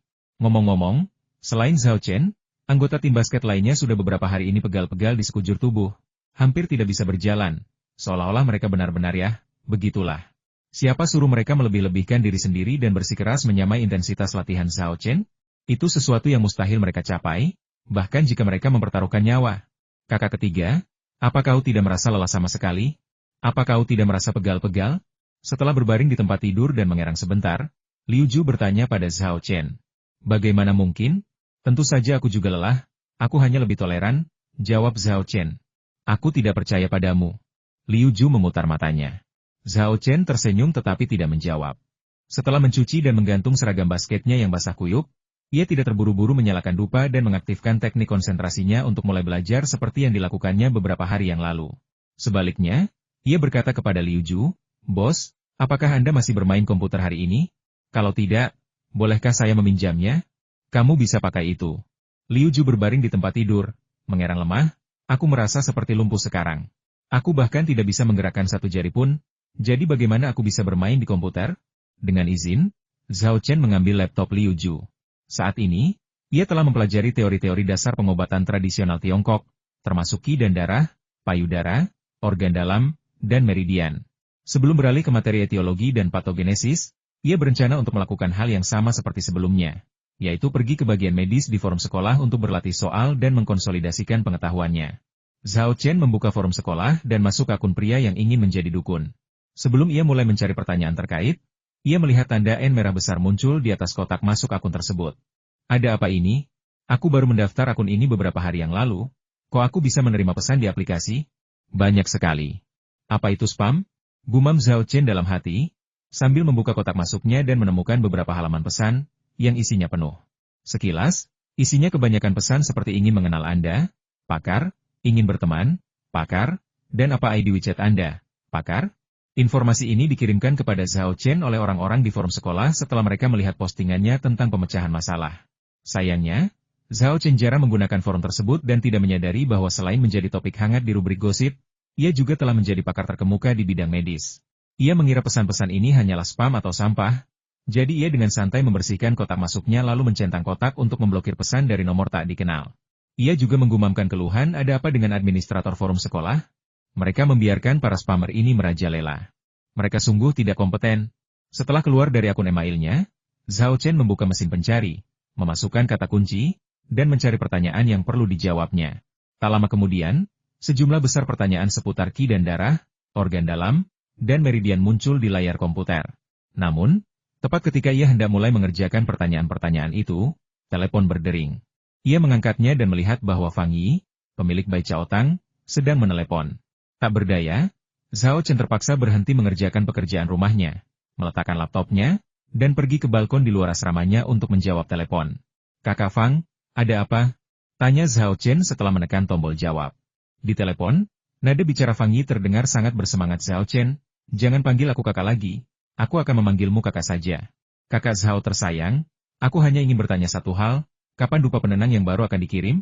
Sejak Zhao Chen mengirimkan 6 kotak dupa penenang kepadanya minggu lalu, belum ada kabar selanjutnya. Awalnya, Fang Yi tidak khawatir dan melanjutkan promosinya dengan cermat.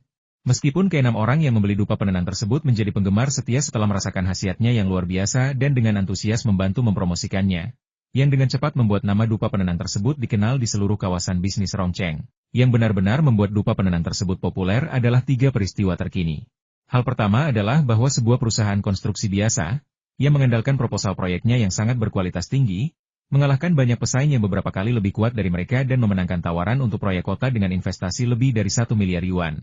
Rencana bisnis mereka menerima pujian bulat dari para ahli terkait dan dipuji sebagai yang terbaik dalam hampir 30 tahun.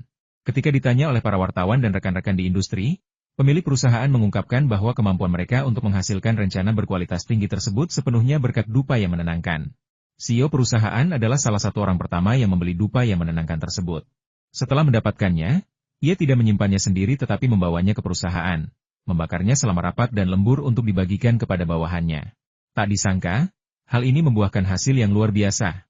Kisah kedua berkisah tentang seorang pria yang telah impoten selama bertahun-tahun. Setelah menggunakan dupa penenang, ia tidak hanya mendapatkan kembali vitalitasnya, tetapi juga menghamili istrinya, mewujudkan keinginannya yang telah lama terpendam untuk memiliki anak. Untuk tujuan ini, orang ini tidak hanya mempromosikan manfaat ajaib dupa penenang di WeChat Moments-nya, tetapi juga secara khusus mengirimkan spanduk kepada Fang Yi. Namun, tulisan di spanduk tersebut agak konyol. "Terima kasih atas dupa penenang yang telah menghamili istri saya." Mereka yang tidak mengetahui rinciannya mungkin berpikir bahwa stabilizing intense adalah seseorang yang telah melakukan sesuatu kepada istrinya. Hal ketiga adalah tentang seseorang yang membeli dupa penenang dan memberikannya kepada siswa SMA-nya. Dalam beberapa hari, muridnya, yang selalu berada di peringkat terbawah di kelas, tiba-tiba tampak mengalami kemajuan pesat, dan nilainya meroket. Dalam ujian tengah semester kemarin, anak ini secara mengejutkan berhasil masuk 20 besar di kelasnya dan lebih dari 200 peringkat di seluruh kelas. Meskipun peringkatnya mungkin tampak biasa saja, jangan lupa, anak ini dulu selalu berada di peringkat terbawah di kelasnya dan lebih dari 1000 peringkat di seluruh kelas. Peningkatan yang sungguh luar biasa. Terlebih lagi, dengan bantuan dupa penenang, prestasi anak-anak tentu tidak akan berhenti di situ, yang benar-benar sesuai dengan slogan iklannya. Sejak menggunakan dupa penenang, ibu saya tidak perlu lagi khawatir tentang studi saya. Siapa yang tidak ingin menjalankan bisnis besar? Siapa yang tidak ingin sehat dan bersemangat selamanya? Siapa yang tidak ingin anak cucu mereka sukses dan meraih nilai yang bagus? Dengan 3 contoh yang patut ditiru, permintaan masyarakat langsung melonjak. Dupa penenang ini langsung menjadi hit dan sensasi yang luar biasa. Fang Yi, distributor tunggal dupa penenang ini, telah menerima banyak panggilan telepon dalam 2 hari terakhir, dan banyak orang bahkan datang ke rumahnya untuk membelinya. Tetapi dia tidak memiliki dupa penenang baru di tangannya. Setelah 2 hari mencoba, Fang Yi tidak tahan lagi dan harus menelepon Zhao Chen untuk meminta lebih banyak barang dan meminta bantuan. Setelah mendengarkan cerita Fang Yi yang setengah membual dan setengah mengeluh, Zhao Chen akhirnya menyadari bahwa dupa penenang buatannya telah menjadi begitu populer sehingga harganya hampir tak ternilai. Beberapa hari terakhir ini ia khawatir apakah harga 10.000 yuan per kotak terlalu tinggi. Dan apakah ia bahkan bisa menjual 6 kotak dupa penenang yang ia berikan kepada Fang Yi. Kalau dipikir-pikir lagi, kekhawatirannya itu sungguh konyol. Sambil mendesah, Fang Yi di ujung telepon mendesaknya lagi Zhao Chen. "Saudara Zhao, aku mohon padamu, cepatlah dan kirimkan dupa penenang yang baru. Kalau tidak, aku akan dicabik-cabik oleh para pembeli yang datang ke rumahku untuk meminta barang itu." Pernyataan Fang Yi sebagian besar merupakan suatu berlebihan. Ya, ia memang diserbu oleh orang-orang yang ingin membeli dupa penenang beberapa hari terakhir ini, tetapi mereka tidak berani mencabik-cabiknya, bahkan mengancam sekalipun. Mereka semua menjilatnya. Apa yang bisa ia lakukan? Zhao Chen hanya memilihnya sebagai distributor. Jika ia membuatnya marah, ia tidak akan bisa membeli dupa penenang. Dalam situasi pasokan yang kurang dari permintaan ini, pembeli menjadi tunduk, sementara penjual menjadi penguasa. Sebelumnya, Fang Yi hanyalah tokoh kelas 3 di kalangan bisnis Rongcheng. Selain industri farmasi, tak seorang pun mengetahui keberadaannya. Namun kini, segalanya berbeda. Namanya, bersama dupa penenang, telah menyebar ke seluruh kawasan bisnis Rongcheng. Banyak tokoh penting yang sebelumnya hanya bisa dikagumi Fang Yi kini mencarinya, menyapanya dengan senyuman dan sanjungan, semua demi membeli sekotak dupa penenang darinya. Beberapa hari terakhir ini bisa dibilang merupakan momen paling gemilang dan bergengsi dalam kehidupan Fang Yi selama puluhan tahun. Untungnya, ia tidak tersesat karena sanjungan tersebut. Ia tahu betul bahwa ketenaran dan statusnya sebagai tamu kehormatan di antara tokoh-tokoh penting sepenuhnya berkat dupa yang menenangkan dan Zhao Chen. Oleh karena itu, sikapnya terhadap Zhao Chen tetap tidak berubah, tetap hangat dan ramah seperti sebelumnya, layaknya seorang teman atau anggota keluarga.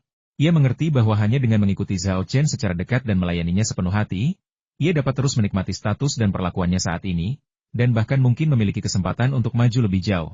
Saudara Fang, ini salah saya. Saya meremehkan kekuatan dupa penenang. Begini yang akan saya lakukan, saya akan mengirimkan dupa penenang baru besok sore, kata Zhao Chen. Sebenarnya, dupa penenang baru sudah disiapkan sejak lama, tetapi Zhao Chen tidak menyangka dupa itu akan terjual secepat itu dan sepopuler itu, jadi ia tidak terburu-buru mengirimkannya kepada Fang Yi. Rencananya, dupa penenang itu akan dibawanya saat mengunjungi Fang Ling hari Minggu nanti untungnya. Ia tidak memberitahu Fang Yi. Kalau tidak, ia pasti akan marah besar. Mendengar barangnya akan tersedia besok, Fang Yi menghela napas lega lalu bertanya, ada berapa kotak kali ini? Zhao Chen mempertimbangkannya sejenak dan berkata, 30 kotak, tolong. 30 kotak? Itu tidak cukup? Fang Yi kembali sakit kepala. Dalam beberapa hari terakhir, setidaknya 300 hingga 500 orang telah menghubunginya atau menunggunya secara langsung di Baicaotang untuk membeli dupa penenang. Selain itu, banyak orang lain yang, meskipun tidak memberitahunya, juga menunggu untuk membelinya. 30 kotak hanyalah setetes air di lautan. Bahkan jika ia terus membatasi pembelian satu kotak per orang, itu tetap tidak akan cukup.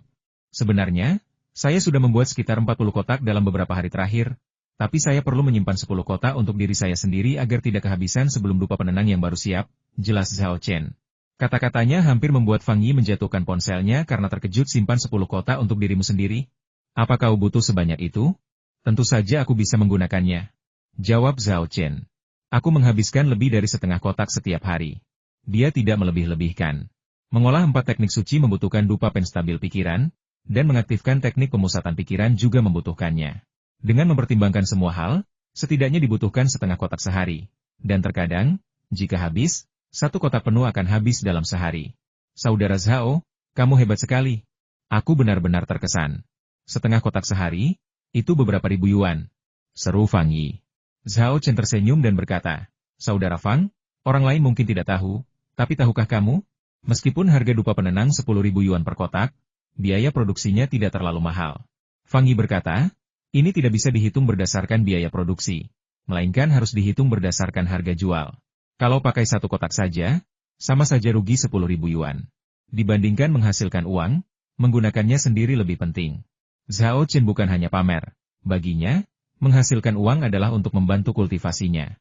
Ia tentu tidak akan meletakkan kereta di depan kuda dan menunda kemajuan kultivasinya demi mengejar uang. Fang Yi menghela napas dan berkata tanpa daya, percaya atau tidak, kalau sampai tersiar kabar kau menghabiskan sebagian besar dupa penenang dalam sehari, banyak orang akan mengumpat dan membencimu di belakangmu. Kau tahu, di kalangan bisnis Chengdu sekarang, memamerkan kekayaan bukan lagi soal mobil atau jam tangan, tapi soal menggunakan dupa penenang. 6 kotak dupa penenang yang dibeli sebelumnya, tak seorang pun mau menggunakannya. Kalaupun terpaksa, mereka akan mematahkan setiap batangnya menjadi beberapa bagian.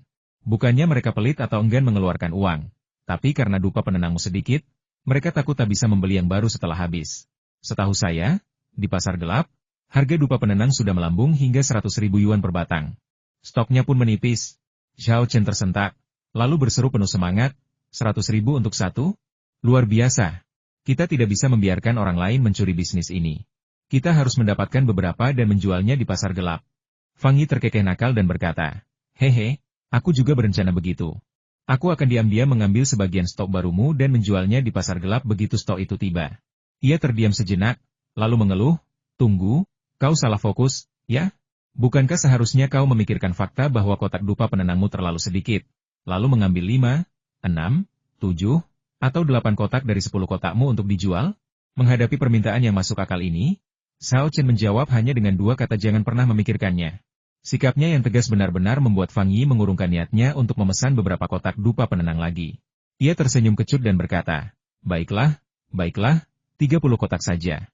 Meskipun tidak banyak, setidaknya ini memberi orang-orang sesuatu yang dinantikan. Tapi saudara Zhao, sebaiknya Anda meningkatkan usaha Anda dan memperbanyak produksi dupa penenang.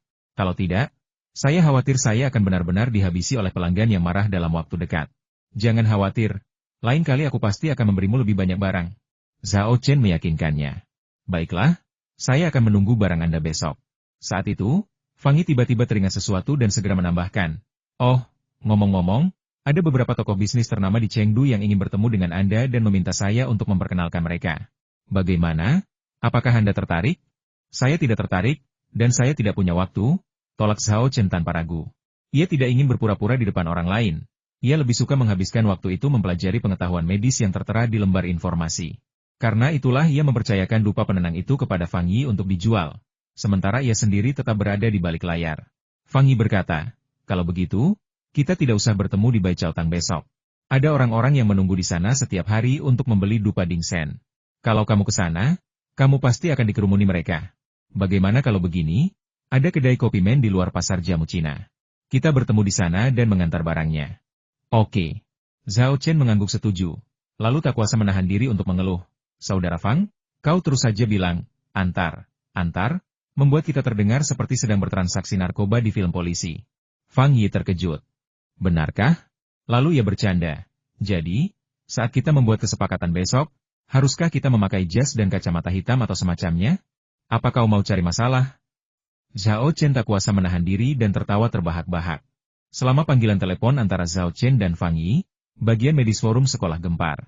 Ternyata, tepat ketika Zhao Chen masuk akun pria yang ingin menjadi dukun, banyak orang menyadari bahwa pakar misterius yang telah mengesankan banyak profesor ini telah online.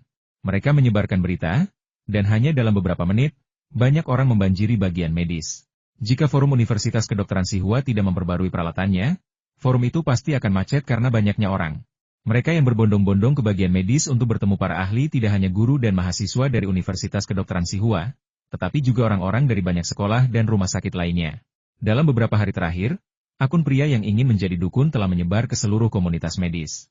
Semua orang berspekulasi tentang identitasnya, dan jawaban-jawabannya yang berwawasan namun mudah dipahami atas pertanyaan-pertanyaan, serta wacana briliannya tentang Yin dan Yang, telah menjadi topik hangat diskusi di bidang medis. Banyak siswa mengeluh bahwa kuliah guru mereka membosankan, jauh kurang menarik, dan mudah dipahami dibandingkan penjelasan yang diberikan oleh pria yang ingin menjadi dukun. Banyak guru juga mencoba mempelajari metode pengajaran yang mudah diakses ini, tetapi semuanya gagal. Akhirnya, seorang profesor yang sangat dihormati maju dan memberitahu semua orang bahwa meskipun metode pria itu dalam menjelaskan cara menjadi dukun mungkin tampak sederhana, sebenarnya metode tersebut membutuhkan pengetahuan medis tingkat tinggi. Tanpa dasar teori dasar yang kuat dan pengetahuan yang luas, mustahil untuk melakukannya. Dengan demikian, kekaguman orang-orang terhadap pria yang ingin menjadi dukun itu pun tumbuh, dan rasa ingin tahu mereka tentang identitas aslinya pun semakin dalam. Namun, setelah kemunculan terakhirnya di forum, pakar ini seolah menghilang, tidak muncul selama beberapa hari. Hari ini, ia akhirnya masuk, tentu saja menimbulkan sensasi. Terlebih lagi, jumlah orang yang bergegas ke tempat kejadian setelah menerima berita meningkat pesat. Di Universitas Kedokteran Beijing, beberapa mahasiswa dari Departemen Pengobatan Tradisional Tiongkok sedang belajar di perpustakaan ketika salah satu telepon mereka berdering. Di tengah tatapan tidak suka dari orang-orang di sekitarnya, ia meminta maaf dengan sungguh-sungguh dan segera menjawab panggilan tersebut, merendahkan suaranya dan berkata, ada apa? Saya sedang belajar manajemen perpustakaan. Astaga! Tiba-tiba ia berdiri. Suaranya meninggi beberapa kali lipat, mengejutkan orang-orang yang membaca di sekitarnya. Ia tampak tak sadar, berseru, apa katamu? Mengulanginya? Apa aku tidak salah dengar? Dewa dukun? Pria yang ingin jadi dukun, sedang online? Aku bingung sekali. Aku harus kembali online dan memuja dewa itu. Mahasiswa yang bersemangat itu menutup telepon, mengambil buku pelajarannya, dan bergegas keluar dari perpustakaan. Setelah hening sejenak, Sekelompok besar orang tiba-tiba berdiri dan bergegas kembali ke asrama atau ke warnet di luar. Di sebuah rumah sakit terkemuka di Shanghai, beberapa dokter spesialis baru saja menyelesaikan konsultasi dan hendak pulang ketika seorang dokter muda bergegas masuk ke kantor sambil berteriak penuh semangat, "Pria yang akan menjadi dukun sedang online." "Apa? Dia benar-benar online? Mana komputernya? Cepat, buka komputernya dan hubungi dia." Para ahli segera berhenti dan berkumpul di sekitar komputer. Pemandangan serupa juga terjadi di perguruan tinggi kedokteran dan rumah sakit di seluruh negeri. Sebagai moderator bagian medis, Han Xiaoyun segera mengetahui berita tentang pria yang ingin menjadi dukun melalui internet. Sejak ia salah mengenali orang lain sebagai spammer dan memblokir akunnya, ia khawatir tindakan gegabahnya itu akan membuat mereka marah. Jika ia membuat tuan ini memiliki kesan buruk tentang Universitas Kedokteran Tsinghua, ia akan berada dalam masalah besar. Apalagi karena pria yang ingin menjadi dukun itu belum masuk sejak saat itu, kekhawatirannya semakin kuat. Melihat pria yang seharusnya dukun itu ternyata online, Han Xiaoyun melambaikan tangannya dengan gembira dan berlari mengelilingi asrama beberapa kali. Setelah tenang, ia menjulurkan lidah dan berkata dengan terengah-engah, "Orang-orang seperti dewa ini sangat berpikiran luas. Bagaimana mungkin mereka marah karena kesalahan kecilku? Aku terlalu khawatir sebelumnya, aku hanya bersikap picik. Oh, ya, aku harus segera memberitahu Tetua Xiao dan yang lainnya." Meskipun Han Xiaoyun dimarahi atas kejadian terakhir kali, ia juga mendapatkan nomor telepon Xiao Xianlin. Xiao tua sudah tua dan tidak bisa sering online. Jadi ia memberikan nomor teleponnya kepada Han Xiaoyun dan menyuruhnya untuk segera memberitahu jika pria yang ingin menjadi dukun itu punya informasi baru. Han Xiaoyun menemukan nomor telepon Xiao Xianlin dan menghubunginya. Panggilan itu segera dijawab, dan suara Xiao Xianlin terdengar melalui telepon. "Halo, siapa ini?" "Halo Profesor Xiao, saya Han Xiaoyun, moderator bagian medis forum sekolah." Sebelum Han Xiaoyun sempat selesai bicara, Xiao Xianlin memotongnya. "Ada apa? Apakah ada informasi baru tentang pria yang ingin menjadi dukun itu?" "Ya," Han Xiaoyun cepat menjawab, "saya melihatnya masuk ke forum." "Baiklah, aku mengerti. Coba hubungi dia," perintah Xiao Xianlin. "Ya," jawab Han Xiaoyun. Setelah menutup telepon, Xiao Xianlin segera pergi ke rumah kepala sekolah. Mereka tidak berada di gedung yang sama, tetapi keduanya berada di asrama staf sekolah, sangat berdekatan. Ketika ia memasuki rumah kepala sekolah, ia mendapati beberapa orang sudah ada di dalam. Semuanya berkumpul di sekitar komputer. Liu Mingzhang, yang setara dengannya, ada di antara mereka. "Xiao tua, kau di sini," sapa Liu Mingzhang. "Jadi, apakah kamu berhasil menghubungi mereka?" tanya Xiao Xianlin, sama sekali tidak terkejut dengan situasi di dalam ruangan. "Belum," jawab seseorang sambil mendongak. Xiao Xianlin mengenali orang ini. Namanya Hao Yu, seorang staf di Departemen Logistik Sekolah, yang kabarnya sangat mahir menggunakan komputer. Mungkin karena terlalu banyak orang yang mengiriminya email, jadi dia menyetelnya untuk menolak email dari nomor tak dikenal. "Lalu apa yang harus kita lakukan?" tanya kepala sekolah Ma Guotao sambil mengerutkan kening. Sejak melihat jawaban yang diberikan oleh pria yang ingin menjadi dukun itu, terutama bagian tentang teori yin yang, ia ingin sekali menghubunginya dan mengundangnya untuk mengajar di Universitas Kedokteran Tsinghua. Setidaknya, jabatan profesor tamu akan cukup baik, yang memungkinkannya untuk sesekali memberikan beberapa kuliah. Kepala sekolah MA, jangan khawatir. Meskipun dia menolak email dari orang asing, kita bisa mengirimkan email kepadanya sebagai administrator, jawab Hao Yu. Ma Guotao sangat gembira dan segera memberi instruksi, "Bagus sekali. Kirimkan dia email sekarang juga, dan sampaikan bahwa Universitas Kedokteran Tsinghua ingin mempekerjakannya sebagai dosen. Kami sangat tulus." "Oke." Hao Yu mengangguk dan segera menyusun dan mengirim email tersebut. Sementara itu, beberapa administrator dan moderator lain melakukan hal yang sama. Jadi, ketika Zhao Chen selesai menelepon dan kembali ke komputernya, ia kembali menemukan angka-angka merah menyala di email forumnya. Zhao Chen mengerutkan kening dan bergumam, "Serius? Aku baru saja menelepon dan sudah mendapat beberapa email spam? Aneh. Forum sekolah kita bahkan tidak populer. Jadi kenapa begitu banyak spammer yang menyusup, dan mereka begitu berani? Aku jelas-jelas menolak email dari orang asing, tapi aku masih terus menerimanya. Aku tidak tahu apa yang dilakukan administrator dan moderator forum. Mereka benar-benar tidak bertanggung jawab." "Aco." Han Xiaoyun, salah satu moderator, bersin, menggosok hidungnya, dan bergumam, "Kenapa aku tiba-tiba bersin? Apa ada yang menjelek-jelekanku di belakangku? Aku tidak punya waktu untuk itu sekarang. Aku harus mencari cara untuk menghubungi pria yang ingin menjadi dukun itu.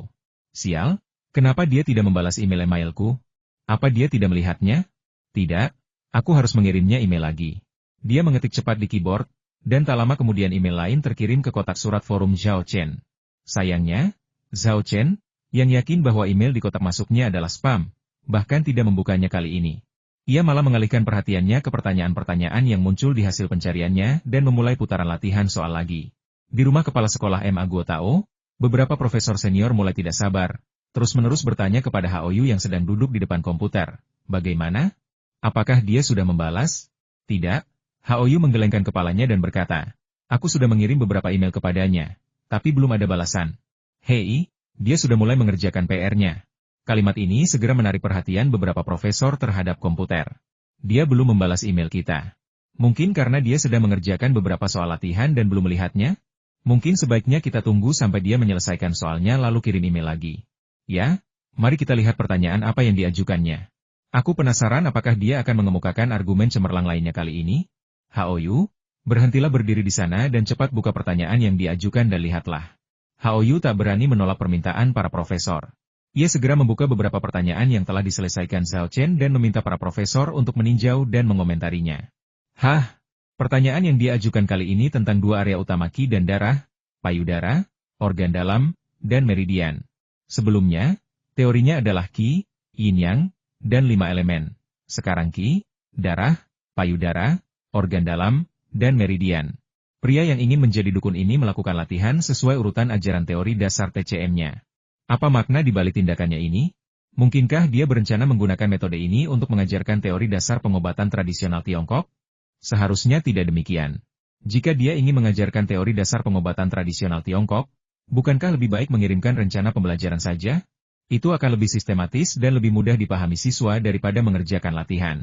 Beberapa profesor berbisik-bisik, berspekulasi tentang motif di balik pria yang bercita-cita menjadi dukun yang terus-menerus mengerjakan soal latihan. Namun, mereka tidak pernah menyangka bahwa pria itu sebenarnya mahasiswa tahun pertama. Ia tidak mengerjakan soal-soal itu untuk tujuan mengajar. Ia hanya ingin memantapkan pengetahuan barunya. Forum menjadi semakin hidup setelah Zhao Chen mulai mengerjakan soal latihan. Sang dukun kembali membuat spam di papan kuis. Saya sangat menantikan pertanyaan esai dari dukun hebat itu. Saya suka membaca pertanyaan esainya, sungguh brilian. Saya menikmati membaca pertanyaan esai dari Master Dukun 1. Karena nama ID Man Who Wants to be a Witch Doctor terlalu sulit diucapkan. Semua orang hanya memanggilnya Witch Doctor God. Zhao Chen, orang yang terlibat, tidak menyangka bahwa tugas sederhananya memecahkan masalah telah menarik begitu banyak perhatian. Ia sepenuhnya fokus pada masalah tersebut dan tidak punya waktu untuk memikirkan hal lain. Dia memecahkan masalah secepat biasanya. Sejumlah besar pertanyaan yang dijawabnya muncul di beranda bagian medis, menarik orang untuk melihat dan mendiskusikannya. Seperti yang diharapkan dari dukun hebat, dia memecahkan pertanyaan dengan sangat cepat. Kalau bicara soal penyelesaian masalah, aku hanya mengagumi dukun. Cepat, lihat soal esai tentang Qi yang baru saja dikerjakan dukun itu. Astaga, bagus sekali. Waktu aku belajar tentang Qi, kenapa tidak ada yang menjelaskan konsep-konsep ini dengan cara yang begitu sederhana dan mudah dipahami? Saya mahasiswa baru jurusan pengobatan tradisional Tiongkok. Saya baru-baru ini mempelajari Qi, dan sejujurnya, itu benar-benar memusingkan. Saya harus menghafalnya dan sama sekali tidak mengerti. Tapi setelah membaca risalah dari dukun agung ini, saya merasa seperti mendapat pencerahan dan tiba-tiba mengerti lebih banyak. Hei anak muda di lantai atas, kamu datang di saat yang tepat. Oh, senior, aku junior. Kamu beneran junior? Apa ID WeChat MU? Aku bisa ngajarin kamu. Di rumah MA Guotao, sekelompok profesor senior, yang dipimpin oleh Xiao Xianlin dan Liu Mingzhang, juga mendiskusikan masalah ini. Diskusi tentang Qi ini sungguh luar biasa. Seorang profesor berseru dengan tulus sambil membetulkan kacamata bacanya. Saya pikir diskusi tentang organ luar biasa ini bahkan lebih baik. Kata profesor lainnya. Tidakkah menurutmu artikelnya tentang 8 meridian luar biasa ditulis dengan lebih baik? MA Guotao pun ikut tertawa. Sebagai rektor Universitas Kedokteran Tsinghua, ia juga seorang pakar medis yang berpengetahuan luas. Kelompok itu mulai berdebat, satu demi satu. Akhirnya, mereka mengalihkan perhatian kepada Xiao Xianlin dan Liu Mingzhang. Serentak bertanya, Tuan Xiao, Tuan Liu, menurut kalian artikel mana yang lebih baik? Setelah berpikir sejenak, Liu Mingzhang berkata, setiap artikel ditulis dengan sangat baik. Khususnya, cara mereka menjelaskan isu-isu kompleks dengan bahasa yang paling sederhana dan mudah dipahami sungguh mengagumkan. Liu tua benar, Xiao Xianlin mengangguk setuju. Yang paling kukagumi dari seseorang yang ingin menjadi dukun adalah kemampuannya menjelaskan teori pengobatan tradisional Tiongkok secara gamblang dalam bahasa yang paling sederhana. Seperti yang kita semua tahu, teori pengobatan tradisional Tiongkok mengandung banyak muatan filosofis, yang sungguh mendalam dan misterius. Belum lagi orang awam yang belum pernah mempelajari pengobatan tradisional Tiongkok, Bahkan beberapa orang yang telah mempelajari pengobatan tradisional Tiongkok selama bertahun-tahun pun akan merasa sangat bingung. Namun, seseorang yang ingin menjadi dukun dapat menjelaskan isi teori ini secara gamblang dalam bahasa yang paling sederhana, sehingga dapat dipahami sekilas. Sungguh menakjubkan. Seperti yang dikomentari Tuan Chao sebelumnya, untuk mencapai hal ini, seseorang harus memiliki pemahaman yang sangat mendalam tentang pengetahuan yang relevan. Dalam hal ini, aku benar-benar kalah darinya. Aku tidak sebaik dia. Liu Mingzhang mendesah dan berkata pelan, aku selalu berpikir bahwa pemahamanku tentang teori-teori dasar sudah sangat tinggi. Tapi setelah membaca artikel-artikel yang ditulis oleh orang yang ingin menjadi dukun itu, aku menyadari bahwa aku hanyalah seekor katak di dalam sumur dengan pandangan langit yang terbatas. Terlalu banyak orang berbakat di dunia ini. Para profesor mengangguk setuju, semuanya setuju dengan apa yang dikatakan kedua pria itu. Mereka benar-benar terkesan dengan tingkat teoritis yang ditunjukkan oleh pria yang ingin menjadi dukun. Tak lama kemudian, 1 jam berlalu, dan Zhao Chen selesai menjawab semua pertanyaan di bagian medis tentang qi, darah, ginjal, serta organ dalam dan meridian. Dingin. Sambil menggosok pelipisnya yang sedikit berdenyut, Zhao Chen keluar dari forum, mematikan komputernya, dan berbaring di tempat tidur. Dia tidak berencana untuk begadang belajar hari ini, dia akan tidur nyenyak malam ini. Keseimbangan antara bekerja dan istirahat sangat penting untuk pembelajaran yang efektif. Namun, Zhao Chen tidak menyangka bahwa meski ia tidur nyenyak, banyak orang akan menderita insomnia karena dirinya malam itu. Rumah Kepala Sekolah Ma Guo Tao. Setelah mengomentari jawaban Zhao Chen, para profesor, yang masih bersemangat untuk melanjutkan, berkata kepada Hao Yu, orang yang ingin menjadi dukun itu hampir selesai dengan pertanyaannya. Kamu harus segera mengirim email kepadanya dan mencoba menghubunginya. Oke. Hao Yu mengangguk, lalu mengetik email dengan cepat dan mengirimkannya ke Zhao Chen. Email itu baru saja terkirim ketika beberapa profesor dengan bersemangat bertanya, apa kabar? Ada balasan? Kok bisa secepat itu? Pikir Hao Yu, lalu berkata keras-keras, coba kulihat. Namun, tepat saat membuka emailnya, ia melihat sekilas sebuah pesan di sudut matanya dan terkejut. Masuk offline nih. Kata-katanya yang tiba-tiba membuat semua orang di ruangan itu mengerutkan kening. Bertanya dengan bingung, apa maksudmu, offline? Pria yang ingin menjadi dukun telah keluar. Jawab Hao Yu. Para profesor saling berpandangan dengan tak percaya. Ini adalah situasi yang tidak pernah mereka antisipasi. Kenapa dia tiba-tiba offline? Apa dia datang ke forum sekolah kita cuma buat latihan soal? Kali ini, mereka benar. Tujuan Zhao Chen masuk ke forum memang untuk mengerjakan soal latihan. Jika kami tahu dia akan keluar begitu selesai menjawab pertanyaan, kami seharusnya tidak mengawasinya mengerjakan pertanyaan. Kami seharusnya terus mengiriminya email. Kata seorang profesor tua dengan menyesal. Mengirim email juga tidak akan membantu. Ma Guo Tao mendesah. Orang ini mungkin bahkan belum membaca emailnya. Liu Mingzhang berkata dengan cemas, pria yang ingin menjadi dukun sangat cakap dalam hal teori dasar. Jika kita bisa mengundangnya untuk mengajar di sekolah kita, kualitas pengajaran mata kuliah teori dasar TCM pasti akan meningkat. Dengan fondasi yang kokoh, studi klinis mereka tentu akan jauh lebih baik. Kepala sekolah MA, kita sungguh tidak boleh melewatkan bakat seperti itu. Ma Guo Tao memahami semua ini dengan sangat baik. Namun masalahnya sekarang adalah dia tidak bisa menghubungi pria yang ingin menjadi dukun itu.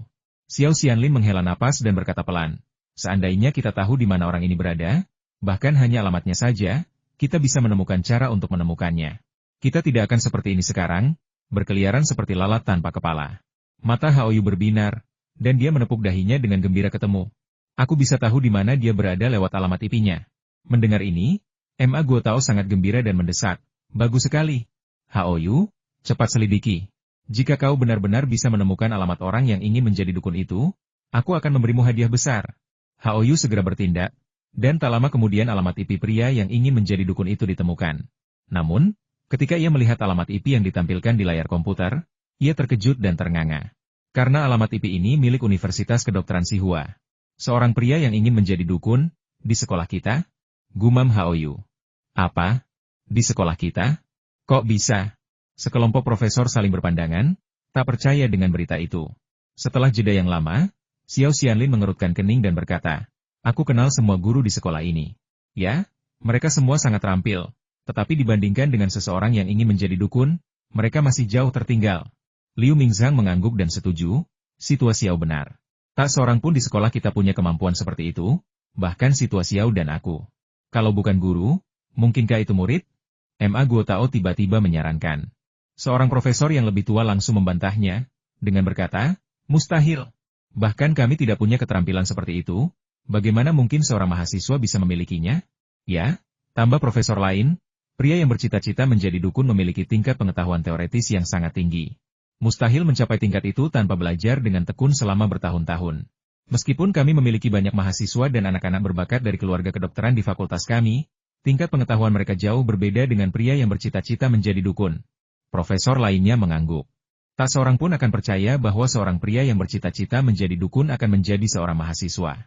Mereka bercanda, sungguh. Seorang pria yang ingin menjadi dukun menunjukkan tingkat pemahaman teori fundamental yang jauh melampaui para ahli dan profesor ini.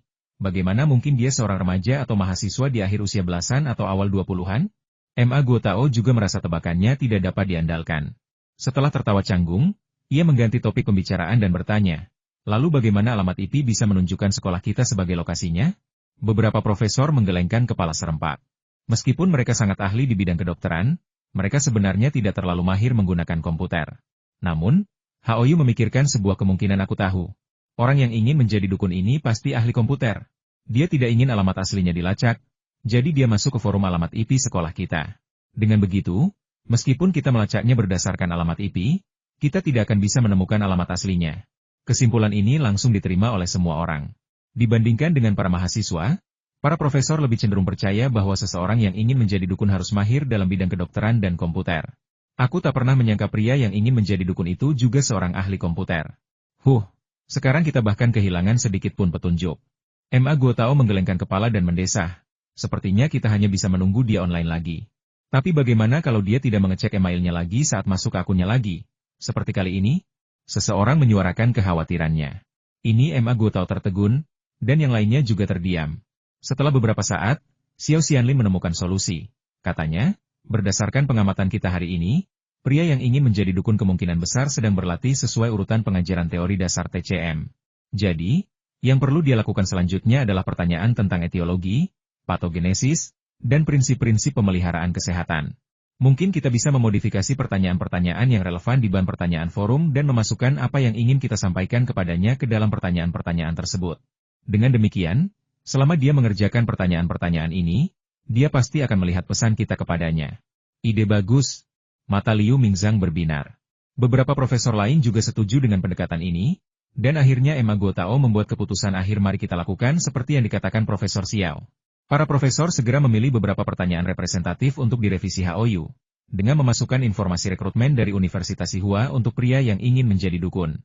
Setelah menyelesaikan semua ini, waktu sudah lewat pukul 23, tetapi para profesor tua itu sama sekali tidak mengantuk. Mereka hanya menggunakan rumah Ma Guotao sebagai ruang pertemuan dan mulai berdiskusi sengit tentang pertanyaan esai yang diajukan oleh pria yang ingin menjadi dukun hari itu. Setelah pembelajaran dan pertukaran, semua orang merasa telah memperoleh banyak hal. Perasaan ini sudah lama tidak mereka rasakan. Begitu kelasnya berakhir pada Jumat sore, Zhao Chen pergi ke gedung anatomi untuk meminta izin kepada guru yang bertugas. Ia telah berjanji kepada Fang Yi bahwa ia akan mengantarkan dupa penenang hari itu, yang pasti akan menunda pekerjaan di gedung anatomi. Untungnya, para asisten baru sudah terbiasa dengan pekerjaan mereka dan dapat menggantikannya meskipun ia tidak ada di sana, sehingga guru yang bertugas segera mengizinkannya pergi. Setelah meminta izin, Zhao Chen tidak terburu-buru pergi. Ia justru berdiri di koridor lantai 1 dan memanggil ke arah hutan bambu. Beberapa detik kemudian, terdengar suara meong yang keras dari hutan bambu, dan kucing putih itu, dengan kepala tegak, melangkah keluar dengan langkah-langkah kecil. Sikap dan perilakunya benar-benar berbeda dari sebelumnya yang tampak lemah dan terluka parah. Ia memancarkan aura bak ratu. Kucing putih itu masih menggigit tikus. Ia langsung menghampiri Zhao Chen, melepaskan tikus itu, dan menurunkannya. Tikus itu masih hidup dan mencoba melarikan diri. Tetapi sebelum sempat bergerak, kucing putih itu menjepitnya dengan cakarnya, membuatnya tak bisa bergerak. Kucing putih itu mengeong 2 kali kepada Zhao Chen, seolah berkata, tikus ini bayaranku untuk pengobatanmu. Jangan malu-malu, cepat makan. Zhao Chen merasa geli sekaligus jengkel. Lalu menggelengkan kepala dan berkata, kau terlalu baik, nak. Sudah kubilang sejak lama untuk tidak membawakan apapun, kenapa kau tidak mendengarkan? Beberapa hari terakhir ini, setiap kali kucing putih itu mengganti perbannya, ia selalu membawakan hadiah untuk menutupi biaya pengobatannya. Hari ini seekor tikus, kemarin seekor burung pipit, dan 2 hari yang lalu ia bahkan membawakan seekor ular. Meskipun itu hanya ular tikus yang tidak berbisa, ia tetap membuat beberapa mahasiswa keperawatan yang datang ke gedung anatomi ketakutan, membuat mereka berteriak ketakutan. Seperti biasa, biarkan saja. Aku tidak tertarik memakan tikus. Zhao Chen menepuk kepala kucing putih itu dan berkata, aku menghargai kebaikanmu. Kucing putih itu dengan patuh mengangkat cakarnya. Tikus itu tanpa tak percaya telah lolos dari mulut kucing itu, berdiri tercengang dan gemetar, lupa untuk lari. Akhirnya, kucing putih itu, yang tak mau diganggu, menamparnya, membuatnya terlempar sekitar 1 meter jauhnya, yang juga membangunkannya. Lalu, dengan suara wus, tikus itu menghilang dari pandangan. Kucing putih itu mengalihkan pandangannya dan mengeong 2 kali lagi kepada Zhao Chen, seolah berkata, "Kau tidak mau makanan lezat seperti ini? Apa kau bodoh?" Zhao Chen terkekeh-kecut dan menyentuh hidungnya. Ia benar-benar telah diberi pelajaran oleh kucing itu. Perasaan ini sungguh aneh. Baiklah, jangan cerewet. Ayo, coba kulihat bagaimana lukamu sembuh, kata Zhao Chen, sambil cepat-cepat melepas perban dari punggung kucing putih itu. Ia melirik lukanya dan mengangguk puas. Lumayan, penyembuhannya sangat baik. Kalau dipikir-pikir, jahitannya seharusnya bisa dilepas paling lama 3-5 hari. Terlepas dari apakah kucing putih itu memahaminya atau tidak, ia bergumam sendiri sambil membersihkan lukanya dengan yodium, mengoleskan kembali bubuk antiinflamasi, dan mengganti kain kasa untuk membalutnya. Ia telah mempraktikkan proses ini dengan cukup terampil dan menyelesaikannya hanya dalam beberapa menit. Setelah berkemas, Zhao Chen menepuk kepala kucing putih itu dan berkata, "Ingatlah untuk kembali mengganti perban besok pada jam ini." Kucing putih itu mengeong beberapa kali untuk menunjukkan bahwa ia mengerti, lalu menyipitkan matanya dan menikmati belayan Zhao Chen. "Oh, kucing putih ini kesini lagi mau ganti perban? Bagaimana lukanya sembuh?" Sebuah suara terdengar saat itu. Zhao Chen menoleh dan melihat guru anatomi, Yuke, yang sedang berbicara. "Terima kasih atas perhatianmu, Guru Yu. Lukanya sudah sembuh dengan sangat baik," jawab Zhao Chen, lalu mengembalikan tangannya dan berkata kepada kucing putih itu, "Baiklah, kamu boleh pergi sekarang." Dulu, setiap kali Zhao Chen mengucapkan kata-kata itu, kucing putih yang cerdas itu akan langsung pergi. Namun hari ini ia tidak pergi, malah mengeong pada Yuke, seolah mengingatkannya akan sesuatu. Zhao Chen tertegun sejenak, lalu teringat aura jahat yang dilihatnya pada Yuke sebelumnya, dan berpikir, mungkinkah kucing putih itu mengingatkanku bahwa kondisi Guru Yu telah berubah? Terpikir untuk mencobanya, ia menggunakan teknik pengamatan Qi-nya, dan ketika ia memfokuskan perhatiannya, ia langsung tersentak. Dia menemukan bahwa setelah beberapa hari, energi jahat yang terkumpul di dada Yuke tidak berkurang tetapi malah menjadi lebih parah. Tetapi yang lebih mengejutkannya adalah kucing putih itu. Benar-benar bisa mendeteksi perubahan kondisi seseorang? Luar biasa. Zhao Chen sebenarnya ingin bertanya kepada kucing putih itu apakah ia tahu cara mengamati dan mendiagnosis penyakit, tetapi kucing putih itu tidak dapat berbicara, jadi bertanya akan sia-sia. Pasti cuma kebetulan, kan? Atau mungkin indera keenam hewan yang tajam? Aku ingat pernah membaca beberapa laporan sebelumnya yang mengatakan hewan bisa melihat hal-hal yang tidak bisa dilihat manusia dengan indera keenamnya yang tajam, termasuk kasus-kasus di mana hewan menemukan pemiliknya sakit. Zhao Chen merenung dalam hati. Melihat Zhao Chen menatapnya dengan ekspresi terkejut dan jelas terganggu, Yuke mengerutkan kening dan bertanya, "Ada apa dengan reaksimu?" "Ah, tidak apa-apa." Zhao Chen menenangkan pikirannya dan kembali tersadar, lalu berkata, "Guru Yu, bukankah Anda sudah berobat? Kenapa penyakit Anda semakin parah?" Yuke terkejut, matanya dipenuhi keheranan. Deteksi dini Zhao Chen terhadap penyakitnya sudah sangat mengejutkannya, membuatnya percaya bahwa itu hanyalah kebetulan. Namun sekarang, Zhao Chen bahkan menyadari perubahan kondisinya. Yang jelas bukan kebetulan. "Zhao Chen, bagaimana kamu tahu aku sakit?" Yuke bertanya dengan ekspresi serius. "Aku bisa tahu dari ekspresimu." Zhao Chen menggunakan alasan yang sama seperti sebelumnya. Yuke menggelengkan kepalanya. "Jelas-jelas tidak percaya, tahukah kau bahwa selain kau, tidak ada orang lain yang tahu aku sakit, bahkan Tetua Xiao atau Tetua Liu sekalipun. Kau tidak mungkin lebih baik dalam mendiagnosis daripada mereka, kan?" Ini, Zhao Chen tercengang. Ia sungguh tidak menyangka penyakit Yuke begitu aneh. Bahkan Xiao Xianlin dan Liu Mingzhang pun tak mampu mendiagnosisnya. Namun, ia segera merasa senang kembali, menyadari bahwa teknik observasi Qi-nya memang sangat ampuh, betul-betul mencegah diagnosis yang terlewat. Tentu saja, dia tidak akan pernah mengungkapkan soal teknik membaca Qi. Dia hanya bisa berpura-pura tidak tahu. Bahkan Tetua Xiao dan Tetua Liu tidak menyadarinya. Bagaimana mungkin?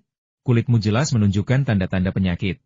Untungnya, Yuke tidak terlalu mempermasalahkan hal ini. Lagi pula, kemampuan diagnostik Zhao Chen yang tinggi justru merupakan hal yang baik, bukan hal yang buruk. Setelah menghela napas pelan, Yuke berkata, "Penyakitku sangat aneh. Setelah penyakitku muncul, aku pergi ke beberapa rumah sakit untuk menjalani tes. Tetapi entah itu röntgen dada, elektrokardiogram, atau tes lainnya, hasilnya semua normal.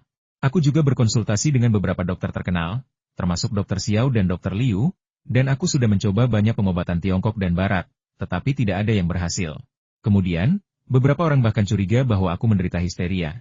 Bahwa aku tidak sakit tetapi merasa sakit, itulah sebabnya aku mengalami berbagai gejala yang tidak nyaman. Sekarang aku mulai bertanya-tanya apakah aku punya masalah psikologis, dan aku berencana untuk menemui psikolog untuk perawatan dan konseling besok. Histeri? Xiao Chen sedikit mengernyit. Dia yakin penyakit Yuke jelas bukan histeria. Karena histeria adalah gangguan mental.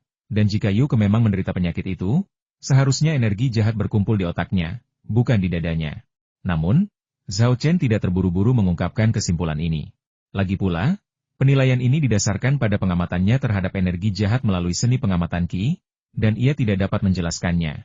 Setelah berpikir sejenak, ia mengubah pertanyaannya, Guru Yu. Bisakah Anda memberitahu saya apa sebenarnya gejala penyakit Anda?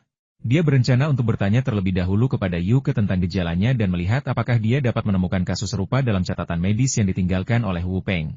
Yuke, tanpa curiga, berasumsi Xiao Chen hanya mengkhawatirkannya dan ingin seseorang untuk curhat, jadi dia berkata, ketika penyakit ini tidak kambuh, saya sehat-sehat saja. Tapi begitu kambuh, saya langsung dalam masalah. Awalnya, hanya sesak dada, sesak napas, dan lemas. Beberapa menit kemudian, saya mengalami angina hebat yang disertai rasa sesak napas, dan saya terus-menerus berkeringat deras. Seluruh proses ini tidak berlangsung lama, hanya sekitar 10 menit. Tapi 10 menit itu terasa seperti saya di ambang kematian. Ketika berakhir, saya merasa sangat lelah dan butuh istirahat panjang untuk pulih. Gejala-gejala ini kedengarannya seperti masalah jantung, kata Xiao Chen, sambil membuka catatan medis dan segera mencarinya. Yuke menghela napas dan berkata, ya, dilihat dari gejalanya, memang tampak seperti masalah jantung. Tetapi elektrokardiogram, röntgen dada, dan tes lainnya semuanya menunjukkan hasil normal. Selain itu, pemeriksaan denyut nadi dan lidah dengan pengobatan tradisional Tiongkok juga menunjukkan bahwa jantungnya baik-baik saja.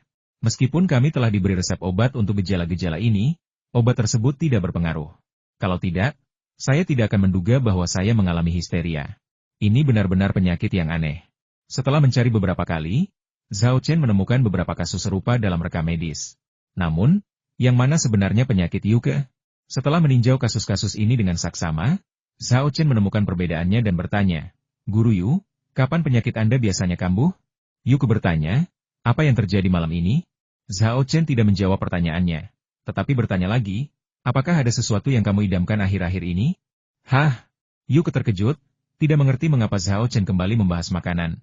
Tetapi ia tetap menjawab, akhir-akhir ini aku jadi suka sekali makan segala macam jeroan. Aneh. Dulu aku tidak pernah menyentuhnya, tapi akhir-akhir ini aku jadi sangat menginginkannya setiap kali melihatnya. Akhirnya, ia bertanya dengan curiga, apa kau menemukan sesuatu? Xiao Chen mengangguk dan berkata, jika penilaianku benar, kau tidak menderita histeria, melainkan kompleks kematian. Sindrom jantung mayat? Yuke bertanya dengan heran, penyakit apa itu? Aku belum pernah mendengarnya sebelumnya. Xiao Chen menjelaskan, penyakit ini sangat langka, dan jarang tercatat dalam buku-buku kedokteran. Jadi wajar jika Anda tidak mengetahuinya. Orang yang menderita penyakit ini seringkali bersentuhan dengan mayat selama bertahun-tahun. Ketika energi vital mereka melemah, energi mayat memanfaatkan kelemahan ini dan bersembunyi di dalam jantung mereka, perlahan-lahan menghancurkan dan menggerogotinya. Energi mayat bersifat yin. Pada siang hari, ketika energi yang melimpah, ia dapat menekan energi mayat dan mencegahnya beraksi. Namun pada malam hari, yin mendominasi dan yang menurun, dan energi mayat, tanpa penekanan, memicu berbagai gejala. Energi mayat tersembunyi di dalam darah dan sangat sulit dideteksi, sehingga berbagai pemeriksaan peralatan, diagnosis denyut nadi, dan diagnosis lidah tidak akan membuahkan hasil apapun. Pada akhirnya, orang tersebut akan meninggal mendadak karena jantungnya sepenuhnya tergerus oleh energi mayat. Meskipun Xiao Chen berbicara dengan fasih, Yuke masih menyimpan keraguan. Bahkan Penatua Xiao dan Penatua Liu pun tidak bisa mendiagnosis penyakitnya, jadi bagaimana mungkin Xiao Chen, seorang mahasiswa baru, bisa mendiagnosisnya? Dan bagaimana dengan sindrom jantung mayat ini? Ia bahkan belum pernah mendengarnya. Kau tidak mengarang nama penyakit untuk membodohiku, kan? Tanya Yu kecuriga. Tanpa menjelaskan, Xiao Chen berkata, mengikuti deskripsi di rekam medis, Guru Yu, tekan ruang antara tulang rusuk keempat dan kelima di sisi kiri Anda dan rasakan apa yang Anda rasakan.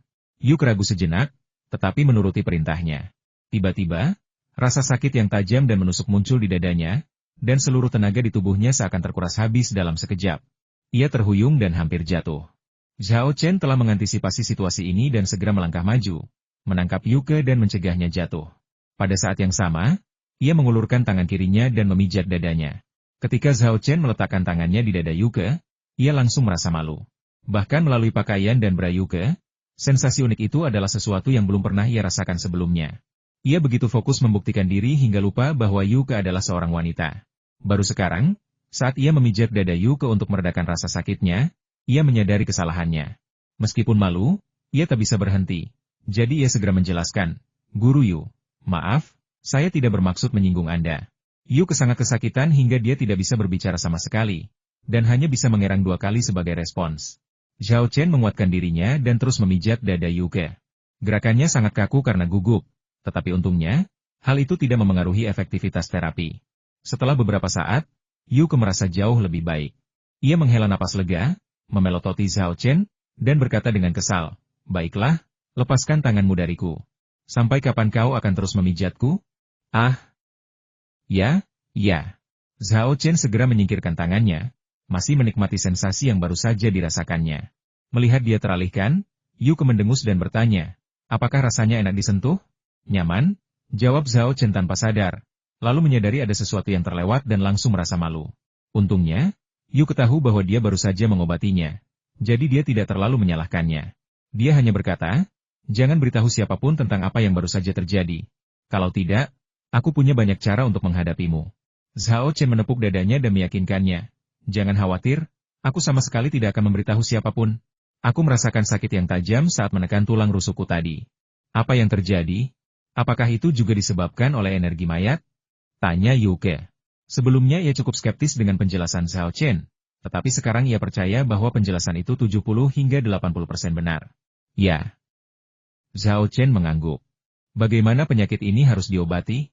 Yuke bertanya lagi. Zhao Chen telah menemukan metode pengobatan dalam rekam medis.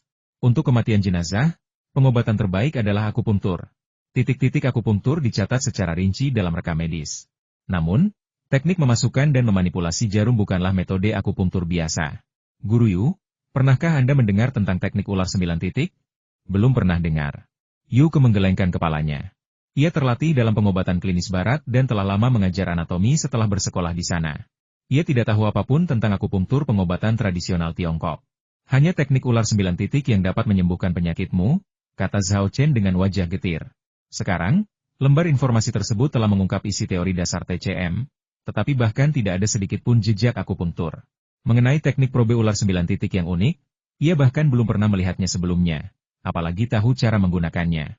Melihat wajah Zhao Chen yang cemas, Yuke tak kuasa menahan tawa teknik jarum 9 titik. "Ya? Aku akan ingat namanya. Nanti aku akan bertanya kepada rekan-rekanku di kelompok pengajar dan peneliti akupunktur untuk melihat apakah ada di antara mereka yang tahu teknik tusuk jarum ini." Yuke biasanya berwajah tegas, kalau tidak, ia tak akan mendapat julukan gunung es. Namun, ketika ia tersenyum, temperamen dinginnya langsung lenyap, dan ia menjadi sangat cantik, bagaikan bunga teratai salju yang sedang mekar, sungguh mempesona. Zhao Chen menatap kosong hingga Yuke berhenti tersenyum, lalu ia tersadar dari lamunannya. Untuk menutupi rasa malunya, ia cepat-cepat berkata, "Baiklah, Guru Yu, Anda bisa bertanya kepada para guru di kelompok pengajaran dan penelitian akupunktur. Saya juga akan bertanya-tanya." Keduanya lalu bertukar nomor telepon. Saat itu, Fang Yi menelepon untuk menanyakan kapan dia bisa mengantarkan dupa yang menenangkan. "Saya akan sampai di sana setengah jam lagi," jawab Zhao Chen, lalu menambahkan, "Saudara Fang, bolehkah saya bertanya sesuatu? Pernahkah Anda mendengar tentang teknik ular 9 titik?" Fang Yi, yang bergelut di bidang herbal, memiliki jaringan koneksi yang luas di bidang medis Chengdu dan bahkan seluruh provinsi Sichuan bagian barat, jauh melampaui apa yang bisa saya, seorang mahasiswa biasa, capai. Bertanya tentang teknik penyelidikan ular 9 titik benar-benar asing bagi saya, tetapi seharusnya tidak menjadi masalah bagi Fang Yi. Benar saja, setelah bergumam beberapa patah kata, Fang Yi berkata, "Kedengarannya familiar, ada apa?" Zhao Chen sangat gembira dan segera berkata, "Saudara Fang, saya butuh bantuan Anda. Tolong cari tahu siapa yang tahu teknik akupunktur semacam ini sesegera mungkin." "Tidak masalah." Fang Yi langsung setuju. Setahu dia akan berusaha sebaik mungkin memenuhi permintaan apapun yang diajukan Zhao Chen, asalkan tidak melanggar hukum atau kriminal, apalagi sekadar menanyakan informasi. Setelah menutup telepon, Zhao Chen mengucapkan selamat tinggal kepada Yuke, yang juga ada urusan yang harus diurus. Saat mereka berpisah, Zhao Chen memberikan nasihat Guru Yu. "Sebaiknya Anda tidak lagi berhubungan dengan mayat-mayat akhir-akhir ini. Sayangnya itu tidak akan berhasil." Yuke menggelengkan kepalanya. "Saya mengajar anatomi, Jadi bagaimana saya bisa menghindari berurusan dengan mayat? Lagi pula, saya konsultan yang disewa oleh Pusat Identifikasi Forensik Biro Keamanan Publik Kota, dan saya sering ke sana untuk membantu mereka dalam beberapa pemeriksaan forensik. Hal-hal seperti ini tidak bisa dihindari. Zhao Chen mengerutkan kening dan berkata, namun mengingat kondisi fisikmu saat ini, kontak dengan mayat hanya akan memungkinkan lebih banyak energi mayat menyerang jantungmu. Setelah mempertimbangkan sejenak, Yuke bertanya, apakah ada cara untuk meringankan invasi energi mayat? Zhao Chen segera mencari di lembar informasi dan menjawab, Artemisia dan Calamus baik-baik saja. Hancurkan kedua herba ini, masukkan ke dalam kantong, dan oleskan pada tubuhmu. Ini bisa membantu menghilangkan aura mayat. Baiklah, aku akan mengambil satu sachet dan memasukkan kedua ramuan ini nanti. Yuke mengangguk, dan melihat Zhao Chen masih berusaha membujuknya, ia melambaikan tangannya dan berkata, jangan coba-coba membujuk kami lagi. Sekarang energi mayat sudah menyerang jantung, sudah terlambat untuk menghindari kontak dengan mayat. Yang terpenting saat ini adalah menemukan seseorang yang menguasai teknik penyelidikan ular 9 roh. Zhao Chen memikirkannya dan menyadari bahwa itu masuk akal, jadi dia tidak mencoba membujuknya lebih jauh.